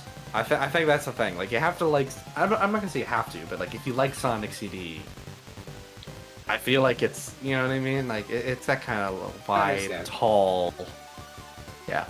I But played the a lot of advantage- levels where it's just like, holy shit. To how be is honest, this gonna go? Freedom Planet has something over Sonic CD though. Well, it probably has a lot of things if I really thought about it. But one thing that it does have over Sonic CD for sure is that Lilac, the main character's ability to dash in 8 directions, really helps you explore the level quickly in nooks and crannies, where Sonic can't necessarily do that. Now, Tails could in the remaster. It would just be much slower. But do you know what I'm saying? Like, that's an advantage I think Freedom Planet has, is you're more readily able to... Like, you still have to do the work, but you're more readily able to explore these large levels. But the trade-off is also that Freedom Planet's levels are way bigger than Sonic CD's. Believe it or not, they really are much bigger. So, Well, that's yeah, no, kind of the trade-off. They're actually rather huge, but Yeah. yet still feels really good and still has a good sense of flow. So, that game's kind of underrated. I don't hear a lot of people talk about it, but I thought it was fantastic. So, Something. Yeah. What the fuck? Now I'm blanking. 32X, Not Freedom Planet. Castlevania, Symphony of the Night, It was in my head. Rondo, It had something to do with classic Sonic. James Bond. I don't know. Ah, yes, James Bond. Yeah. My favorite part is when James Bond curls up into a ball and like. Oh, Sonic CD. Can't say that's That's- happened yet. I found out something interesting, an oversight in the Sonic CD remaster. Oh. Apparently, there's a number of small oversights, but this Like one was interesting. like Origins or the Steam port. It's actually still in Origins. Oh, it's still from what I okay. understand. I think it's still in Origins, but it's from the 2011 remaster. Okay. You know the enemy with the blades buzzsaw? The one I in think it's Quartz Metallic Quadrant or the one in It's like Metallic the beetle-looking Madness. thing that has it coming out of it. is it like blue? Yeah, and it's blue. It Got it. walks on the ground, and it's got the blade in like its little tusk thing in the front. Yeah. Okay, yeah, got it. There's an issue in the remaster for CD where they have its hitbox fucked up, where when it's down, the hitbox is up, and when it's up, the hitbox is down. Oh. I don't think I've ever noticed that. That's weird. That would actually be really tricky. That makes it much harder. Huh. Yeah, no. When it looks like it's low and you can jump over it, it's actually the high, and when it's high, it's low. I guess the back it still works as vulnerable though. Yeah, so that's no, good. It still stays in front of it. It's just Okay. That saves it. that. That might explain why I've never done it, because I always usually target the back of that enemy to be safe. Give them a Considering healthy it jump on can't over really them. turn around, as far as I know. So Give it a healthy jump above their head, and then hit Yeah. them from behind, and you never notice it. But right. also, there's a small Interesting. visual error where the buzzsaw is supposed to be behind the arm, but in front of the body, but it's behind the body. In 2011 remastered. Really? Well, that's Yeah. it. Christian Whitehead is the worst programmer I've ever seen. No, it's good. It's interesting because, from what I understand, there's a couple of small oversights in the 2011 remaster, which speaks to the mobile ports of 1 and 2 just being more polished in general. And they are. They definitely are. Well, that is funny with Origins, though, because 1 What? and 2 are the ones that had the broken drop dash. Yeah, Not actually, CD, in though. Origin, CD's actually now like one of the best ones. So weird how that works. Like, the drop dash was fucked over. I still have to play Origins. Yeah, I'm not, like, in a rush because of Yeah. I don't know. those issues, but... We'll see. Those birds are the worst enemy in the game. I would imagine, particularly without a sub-weapon. Yeah, why is this level not giving me sub-weapons? Like, So, I would imagine this isn't as bad as the clock tower in terms of level design, but the fact that it's not giving you sub-weapons much at all is, that's... And that's it is a marathon, so each section, I think, individually is fine. There are some annoying parts, like with those birds. But it's just like, why aren't you giving me any sub-weapons? Like, I You could feel deal like with those all birds a lot this, better with the axe. yeah, all of this in a row is already, tough enough, but to do it without sub-weapons until, like, near the end. I would find it more interesting to limit you on hearts than sub-weapons. Yeah, and why even bother giving me so many parts anyways? Ugh. At least I managed to get a sub-weapon from a random drop, but jeez. Like, if this is supposed to be the last level, right? Which, I don't know. But if it's supposed to be the last level, philosophically, imagine a last level where you can have a pretty good amount of choice in what sub-weapon you want to use, but hearts are stingy, so you have to be really careful when you Unleash use is that trending! sub-weapon. Oh. Nothing. I got too vocal for a second. Every time you wake up, look at Twitter, and see that the Wii U is trending. If you had a nickel, be a very rich man. That's a lot of nickels. It happens so often where you just go on Twitter, it's like, oh look, Wii U's trending. Oftentimes, half the time people don't even know why the Wii U is trending. Somebody just mentions some vague thing about the Wii U, and dozens of people just go off talking about either how good the Wii U was or how much it sucked. I got so excited. I thought the PC port. When we have Sonic Unleashed on PC, I'll never ask for anything ever again. So, you know how people, did a PC port of Ocarina of Time? And, obviously Mario 64 before that? Mm-hmm. So, some of the people who worked on the Ocarina of Time PC port, I found out in glancing at a Discord, have started working on some projects where they take note of just things about N64 games that should make it faster to make PC ports of N64 games in general. Just because since they're all designed for the same system, some, patterns generally would be there, and rules of thumb to follow. So, part of the idea is by working on these games, they can make almost like a step-by-step of things to pay attention to make it easier to make those other ones, and they would come out faster and more plentifully for other N64 titles. So, there's a good chance we're just going to see more N64 native PC ports in the future. Just faster and faster than before. Like Superman 64? That would be... I don't even know if I'd be surprised, but it would just be something. I would play it. But it's actually good. Well, maybe not the PC port, but mods for it. What if it was like Project Superman 64? Like Sonic It's like- 06? It would start with people making a PC port, right? And then somebody says, okay, now that we have the source code, let's rewrite it.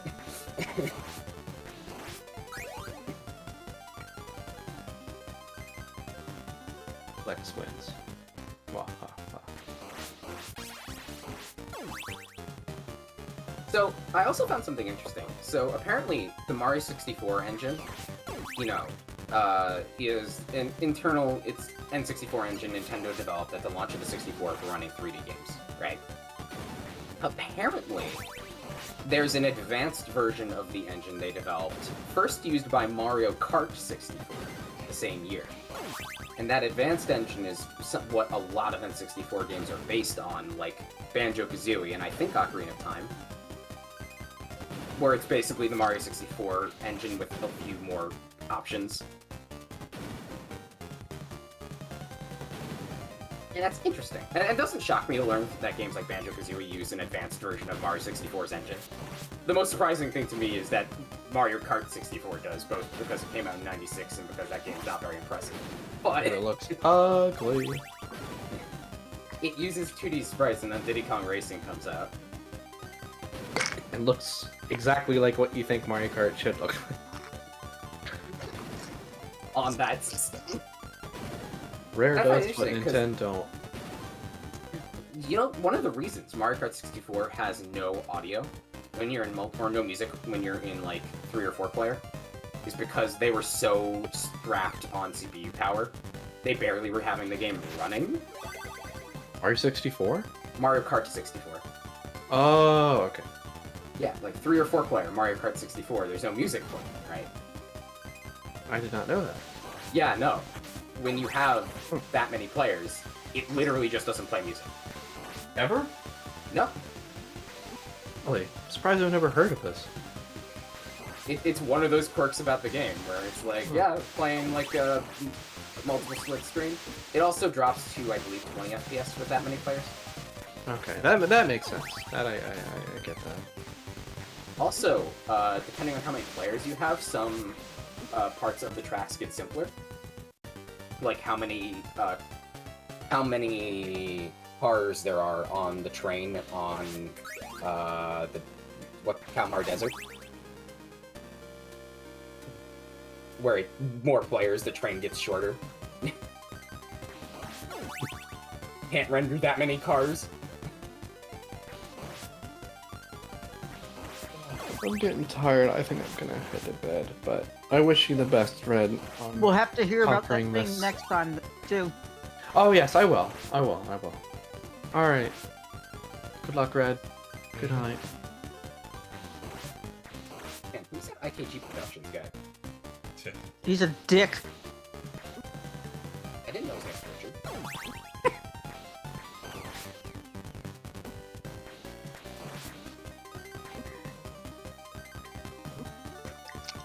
Belmont just sits there and accepts his fate. Want to get to like that water section with as much health and lives as possible, you know? Yeah. So, I've been, I've mentioned I'm on the Last Life server, right? And one of the people on that server, Fred, has been binging the Sly games. Posting a ton about playing it, and I've been mostly just kind of not paying too much attention for reasons you probably get and appreciate, but, you know. I swear if you spoil yourself. Yeah, no, I wasn't really paying too much attention. Some broad, like, emotive reactions, but not, like, what happens in the game, and they were spoiler tagging their stuff, so, like, you know, wasn't, like, clicking the spoiler tags to see what they're talking about. But I distinctly remember after they finished 3, them going into, 4, right? So apparently Sly fans hate this. Time to find out why. I don't know. And then watching their reactions develop. I think it has mostly to do with the plot. Confusion and, well, yeah, I know why. Besides the specific reasons, I've talked to Sly fans enough, especially Red, to, know broad strokes what the problem is. But it was fun. He's like, I don't know exactly what the problem is. It's like the story or something, but like, and then watching it slowly develop to confusion, and then from confusion to being upset to just like, what the fuck is this game? Like, I mean, the gameplay wasn't that bad, but like, what? Yeah. That was interesting. And the Sly 3 was their favorite, and they were very into it. They liked all of them, I believe, but like Sly 3 especially was the one that were like, ooh, Sly 3.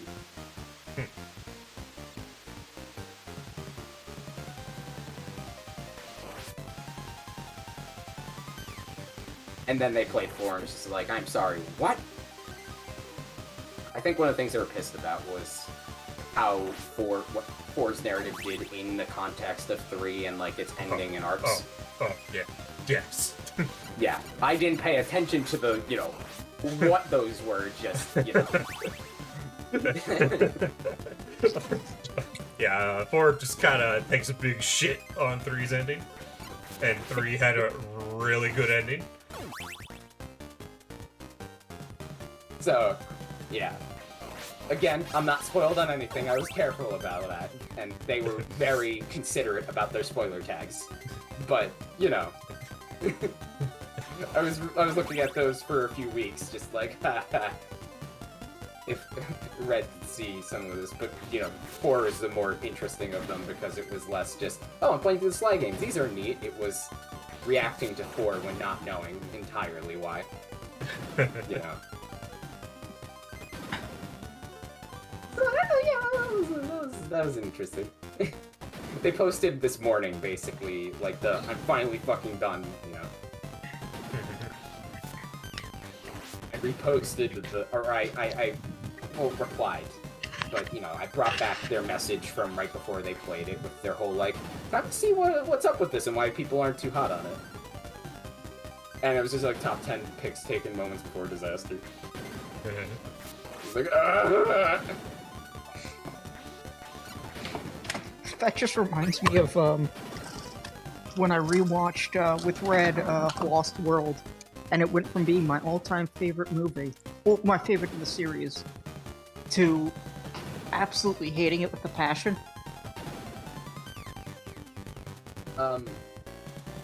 Not that I don't have a strong enough opinion to really say too much, but I'm just surprised it was your favorite.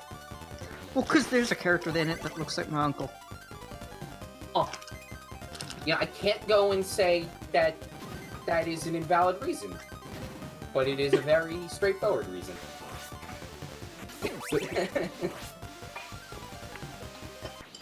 Stopwatch should help with this room. And I'll show you an image of it, you know, after this. Cool, I'll post it on YouTube for everyone to see. Whoop, damn. Okay, everybody, watch out. Here's Ben's uncle.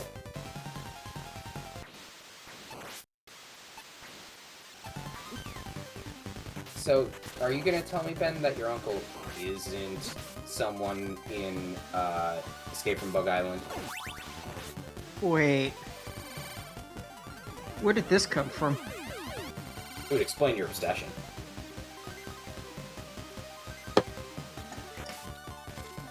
It's not an obsession. Oh, you're not obsessed with Escape from Bug Island, okay. It amuses me. Amuses me.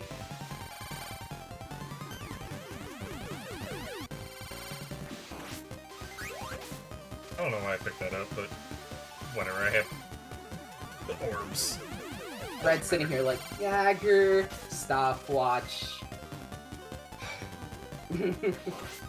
I mean, orbs cost 1.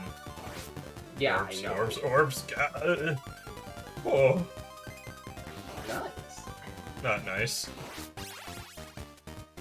Why is there no wall meat here? I go through that gauntlet, and they don't give me any meat.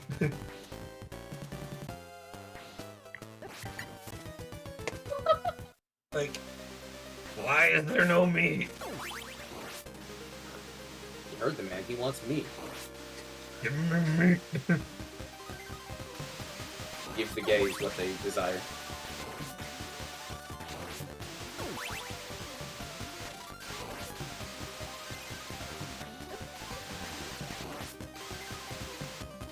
There's gonna be so much damage, too. Oh.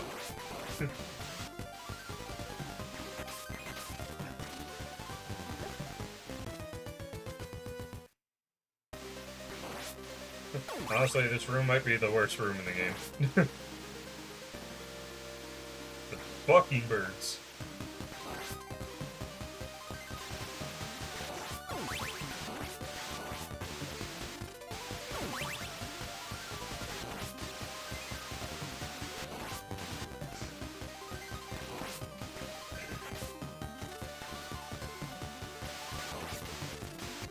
Yeah, I think Cypher probably is just better in general for this room because their attack comes out faster. Yeah, that's the thing. Sypha hits slightly above. Sypha's attack hits fast. And as a result, it just covers a good amount of space in front of her. It doesn't go out far, but it's good for defense and reacting to protect yourself as a result. You know? Yeah, the birds are easier to deal with Sypha.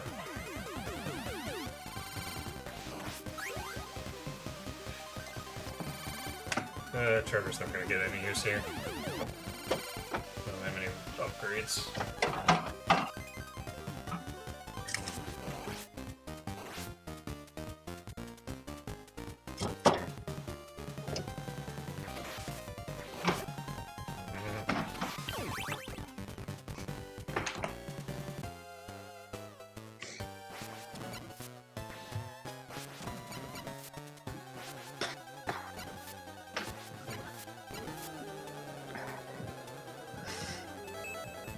Oh, thank fuck.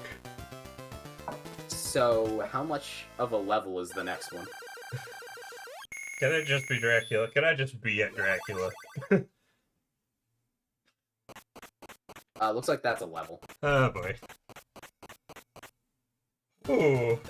So let's see if it shits itself here. We already got a bird. That's fucking annoying. That's a neat effect in the background.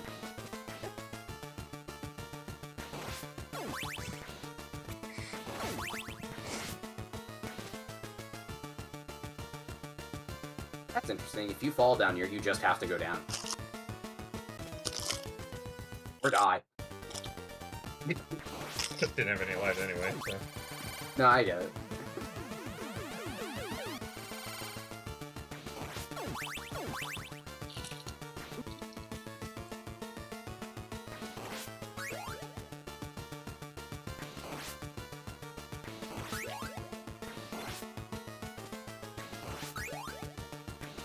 Okay, good. This level gives you a sub-weapon at start, even if you have to earn it. Oh boy, more scrolling. Vertically scrolling it downwards clock tower. Trying to outrun the cog there, I see.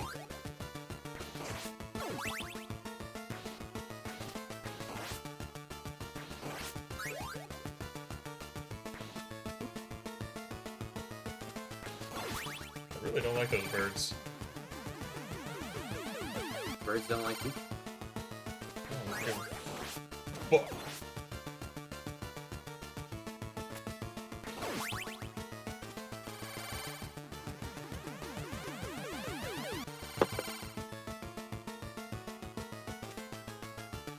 Okay, well.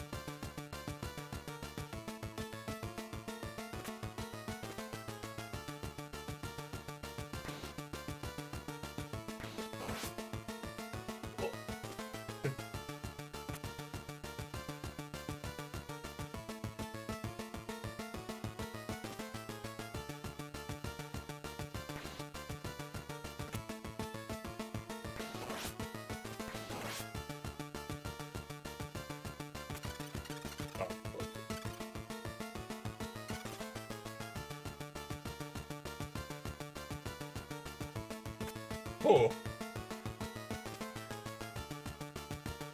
Oh, I think there's another room. I think it's mentioned. Oh my god. Or at least one. Yep, there's the room.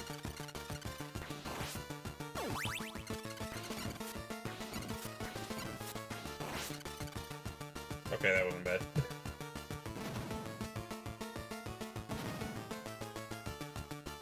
Castlevania. Classicvania reviewers saying that it's harder than it is. Yeah, I do think, you know, the difficulty of this game was also To be fair, exaggerated. were they talking about the NES version? I mean, probably more so, but I'm not entirely sure how much the overall difficulty is affected. I know enemies do more damage later in the game, but other than that, I'm not sure what the difference is. Looking into seeing how different the US version is.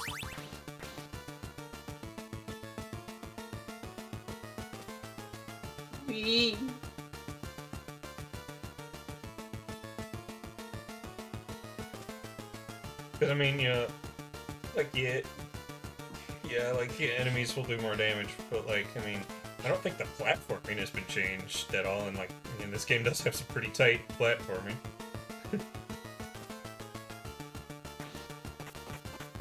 Oh. Oh! I'm there. Okay, one thing I do know is that, in the US version, if you came over here, you go to the start. Really? Yeah, but not the Japanese version. They regressed on that?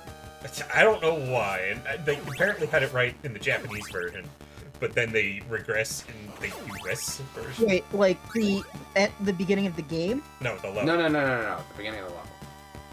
Oh, that is less bad, but still. Yeah, no, that's Bad. something Castlevania 1 didn't do. Okay, Wow, so, that boss fight just starts fucking instantly with no fanfare. Okay. Okay, this is a thing.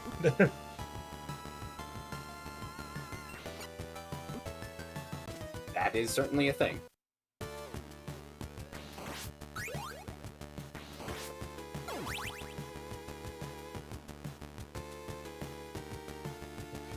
I should probably see what Sypho will get. Are there 2 sub-weapons here? Oh, they just give her those. Alright. With that or... If the other one's the ice, that does bring up a... Or... Oh, there isn't a second one, is there? No. Oh, I guess I'm too busy thinking about the Castlevania 1. And most other games have a second one, but still. Interesting.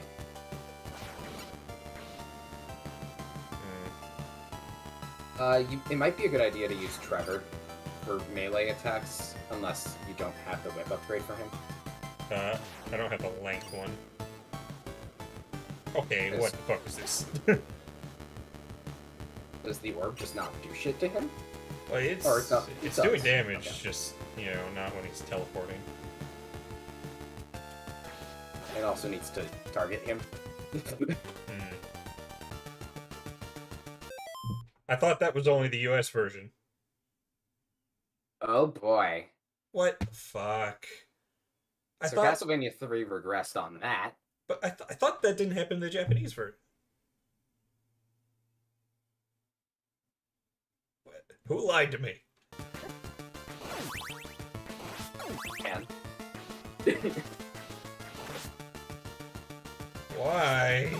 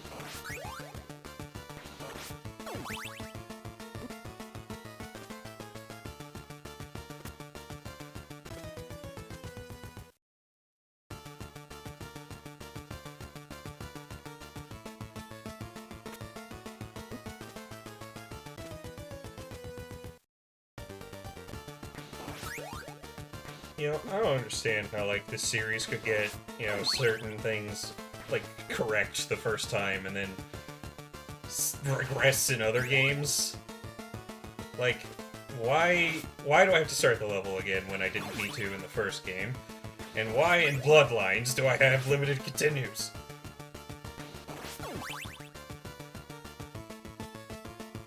You had it right the first game. So beyond this being preferred to the first game broadly, how do you feel about this game's quality? I mean, generally it's really good, just some polishing up and, you know, not regressing on certain things and putting sub-weapons in that one level. It does seem like the weak levels of this game are not, like, 1 when it got bad. Yeah.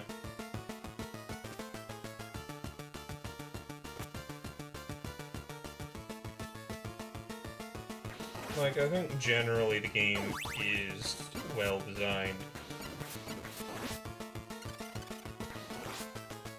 It's like, there wasn't really an individual room in that last level that was bad. It was just the birds were annoying in that one The combination of choices. Like, it was a gauntlet of a level that didn't give you any sub-weapons to be able to help you with. So you get an axe at that left side with Trevor, right? Yeah, you get, like, fire, I think, in sci-fi. I probably should go for that instead. How good is fire on the bone towers? Probably better than a whip. Could be that Sypha is good for the next section. Also, Yeah. with her attacking faster, she's better against protecting against the fire attacks.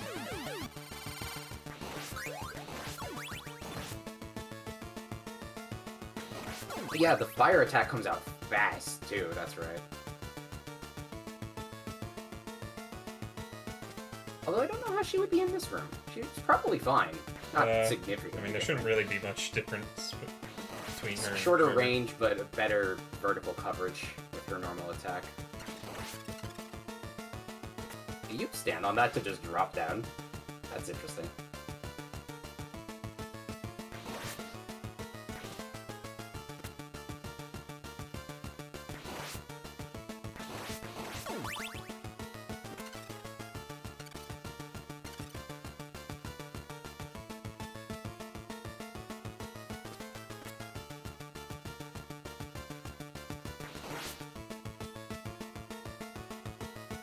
Do you think this game is a similar bar of quality to the first one, or do you think it's, like, notably stronger? I think a decent bit stronger. Not, like, huge difference, but a noteworthy one, I'd say. Okay. Like, I think this might actually reach, like, 3 stars or whatever. It does have some stuff holding it back, but and I think like the issue of having to start this level over again is greater than just the annoyance of the clock tower in the last game. But the game as a whole is more interesting.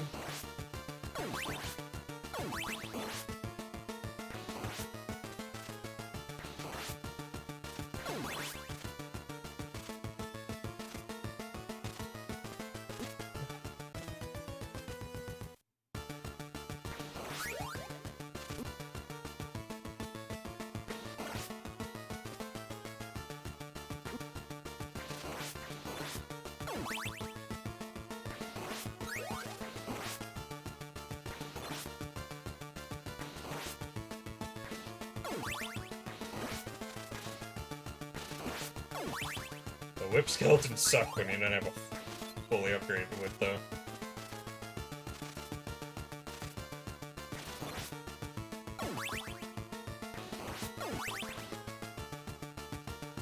The whip skeletons don't exactly have great counterplay options, I notice, if you don't have other tools. Yeah.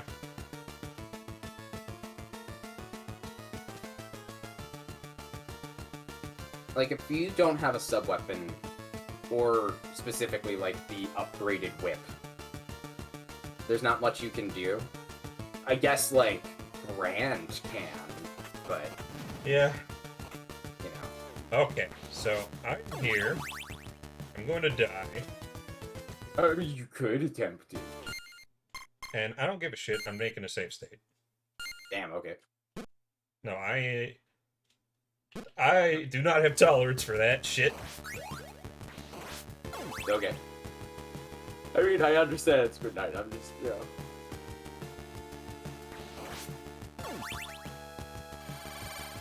So, I get to lord over you that you didn't beat the game. No. Red cheated? No, he actually gets it this time. This try. Well, I'm not quite sure how his pattern really works.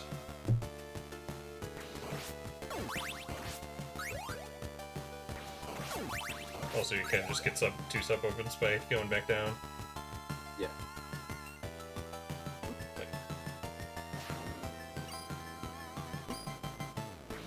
Hey, what am I supposed to do about this? It seems that the third one always goes where you are, right? Yeah. And that means if you're stuck between the other two, that you have less options to dodge it. Especially if he's teleporting into that spot. You know? Yeah. So, generally speaking, it's risky to try to be in a tighter area. Because of how those patterns work.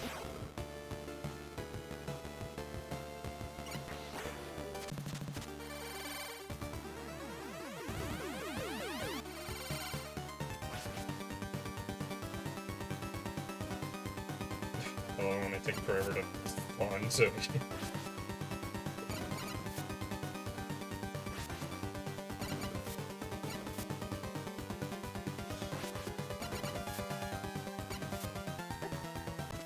Damn. You know, there was a chance you were going to do that without cheating. I mean, there is one more phase after that, but... Oh, really? Yeah. I actually wasn't expecting there to be 3 phases, okay.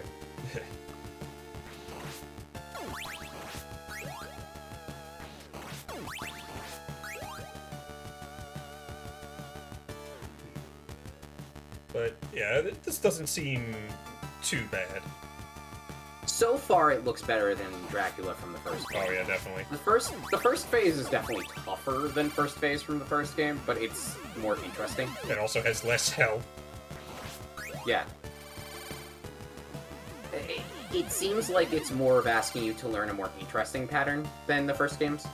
Yeah. Ugh. I still think it'd be nice to have attack variety. But it still is a good pattern compared to doing the same shit over and over again in the first game, where there's more intrinsic variety to this. You can also see where he's gonna teleport. Although I didn't have much I could do about that. This is a better Dracula design. It's not perfect, but Yeah, it's actually a pretty massive improvement. Yeah, it still looks a little weird, but it doesn't look stupid. Okay. Doing better on health. Interesting.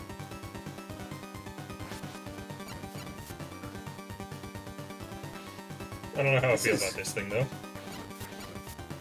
I'm actually mostly impressed about what they've managed to make on NES hardware with this sprite. Shit. It's also very out there.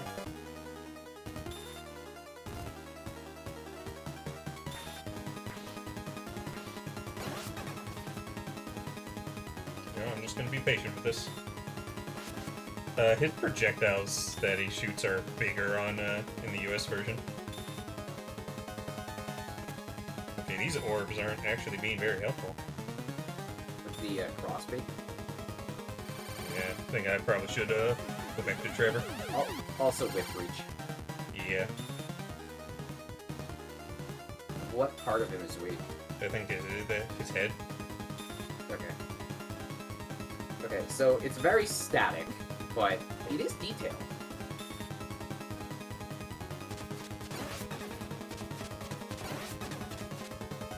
The cross can hit twice, which is nice. But yeah, the cross is definitely better for this.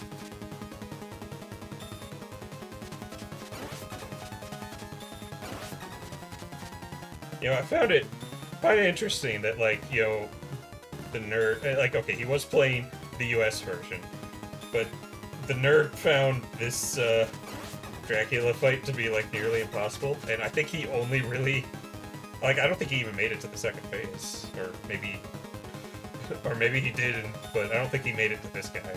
But, like... I don't know, unless it's harder with other characters, or the bigger projectiles on this guy are really mean much. Genuinely, I think that this would be a more interesting phase if it was just faster paced. Doesn't it not even like significantly change, just you know, maybe the platforms move faster and the projectiles were fired like a little more aggressively. And you'd have like something pretty interesting. Yeah. Like, yeah, you don't really have to worry too much about being hit by him. You got hit once, but that was just me kind of a stroke of luck. And there we go. Yeah, it's funny. That boss is harder than Castlevania 1, but that took a lot more tries because it's dumb. Well, yeah, like, Castlevania 1's boss is just stupid. Like, because the design of it is really stupid. But you can just obliterate it if you know, cheese it. This one, you know... Sandy's a girl? This one, you know, takes more effort to do with... Well, like, and it's not as easily cheesed, although maybe that second form kind of is. But, yeah. I can't read this. I think there's, like, the ingredients for an excellent set of boss fights there. Yeah, I mean, I still vastly prefer it to, you know, the first games. Well, yeah. But I don't think it's, like, in execution, like an amazing fight, but I think there's a lot of good ideas there, and it's pretty good. Yeah. And the fact that it's designed that way makes it so the ask of redoing the level's not as awful, simply because the boss itself is actually pretty reasonable and easy to learn. Yeah. Like, it genuinely took you 3 attempts. Yeah. Do that boss, that would have just been 2 more run-throughs of the level. Or no, 1 more, because you reloaded it once, right? Yeah, like, assuming I made it back there with the, you know. That's my point. You would have just done 1 more run-through of the level. Which... Vol num des.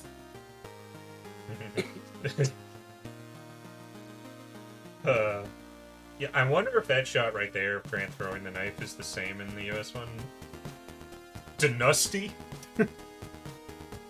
What's that Denussy do? Oh. That's supposed Also to be Alucard? Adrian F. Tepish. Yeah, I didn't run into Alucard at all. And here's Treffy. Why are the credits in English? I don't fucking know. That's something I never got with, like, Japanese games. Like, I know that for some reason... Oh, I'm sorry, Ralph. Belmond. I like how, you know, I set my name as Red, so, like, but it still had the full length of the possible, like, the longest you could do in there in quotes. They didn't even center it. Huh. Yeah, it's because it just counted them as empty spaces, but still characters.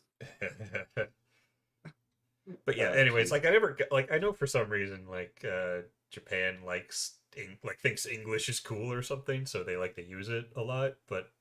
Hey, like, a lot of people put fucking Japanese tattoos on their bodies that mean fucking bullshit. Okay, Sometimes but we're... literally fucking bullshit. Okay, but we're not making our games credits in Japanese. Except when we do that with, like, fake anime openings. Do we? I don't even... Oh yeah, no, people do fake anime openings. Fucking Teen Titans, half their episodes have an opening in Japanese. Okay.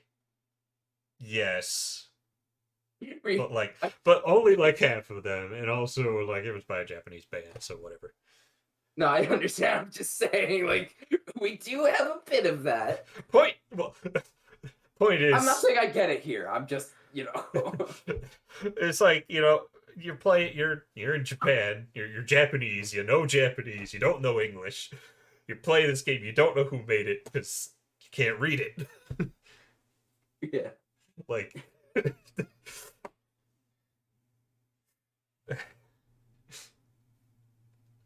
like, I'd understand if you had English and Japanese in there, but you only have English in there. Huh.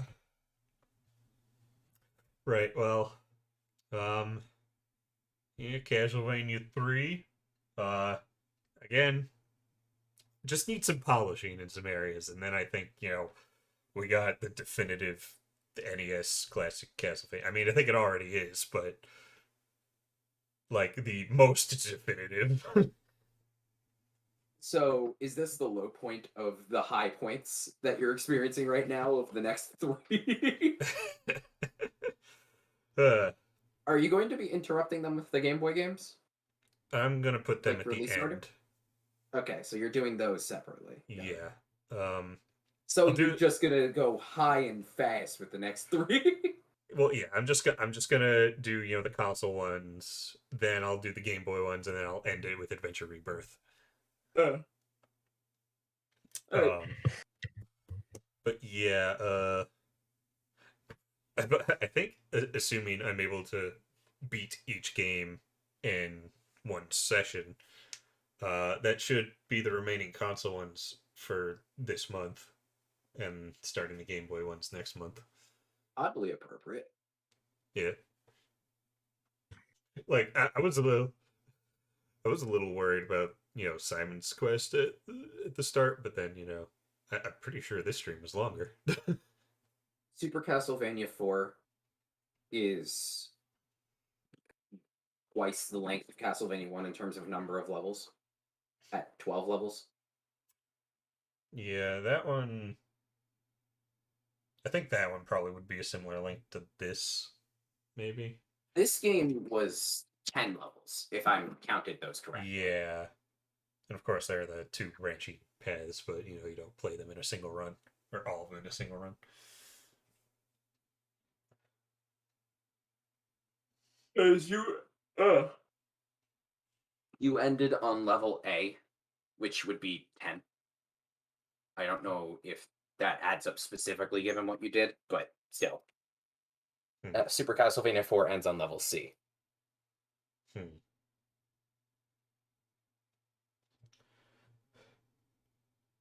And the levels are longer in Super Castlevania 4 than 1. If they're like approximately the length of 3s? They're like notably longer than 3s, but I'm not sure. I'm not like as familiar with 3. I mean, you played through it. No, I said I'm not as familiar with 3. Not that I'm like unaware. I know. I think you played enough to get a feel for the level length at the very least. What? Super Castlevania 4 is still not like a impossibly long game. I mean, probably could do it in one stream. The only concern is doing them later because you might. You don't need to start it as late as this. This today was special. Or I guess yesterday. You're special. But I'm Tisk. Well. Oh, Friday. Stream's ending. Oh, congrats. Yeah. But yeah, I guess to wrap things up, currently, best classic video of the 3 2.5 I played, I guess. I don't know if we should count 2. Whatever the fuck 2 is. But of those 3, it's the best one. It still could use some polishing up, which hopefully the next 3 games do so. What are the next 3 that you're slated for again? Super Castlevania 4, Rondo of Blood, and Bloodlines. I still need to play Bloodlines, but yes. Yeah. So become ready for Stairs to be good. Oh, Stairs. They're so good in those later games. I gotta say, I had mentioned that the difficulty of this game was a bit overhyped as well. I think that also applies to the stairs. There definitely were some pain in the ass stair sections in this game, but not to the degree that I feel it's been built up. I definitely had more trouble with stairs in here than I did 1. It seems that this game will be probably the biggest pain point for Stairs, I'm guessing. Yeah, like I think they were pushing with ambition here. You know, yeah, where like they wanted to do more, but they didn't update the systems since 1. yeah, like So you feel that stress. yeah. I feel like just make it that like you could use sub weapons on stairs and jump on and off stairs. You can use sub weapons on stairs. That I wasn't able to here. I don't know. I've used sub weapons on stairs in Castlevania 1. I tried several times to use sub weapons on stairs in here, and it wouldn't work. I don't know if maybe I was doing something wrong, but I mean, dedicated sub weapon button helps, which will be in 2 of the following games. Yeah. But I don't know. I tried using sub weapons on stairs several times, didn't work. So did they regress on that, or am I just doing something wrong? You know what? Well, I'm gonna go back in. Because like there should be a dagger. Yes. Okay, I guess you can. It's a little more picky. I believe if you Alright. hold left and up on the staircase, you can throw it to the left. Yeah. Huh. Because Also- the left counteracts the up. Also, there weren't enemies here the first round. Yeah, clearly hard mode something. Yeah, I'm not playing this hard mode. Yeah, I thought, I would think, the game was hard enough as was. I'm good. Yeah, I don't need it to be harder. I think the difficulty level was, for the most part, just right. Didn't need to be more. But some adjustments here and there. Gave me sub weapons in that one level. Fuck. But yeah. Okay. I guess that's it. Ending as a stream now. I'm hitting end stream now. Goodbye, the nobody that's watching. It says 2 viewers. Bye. But I suspect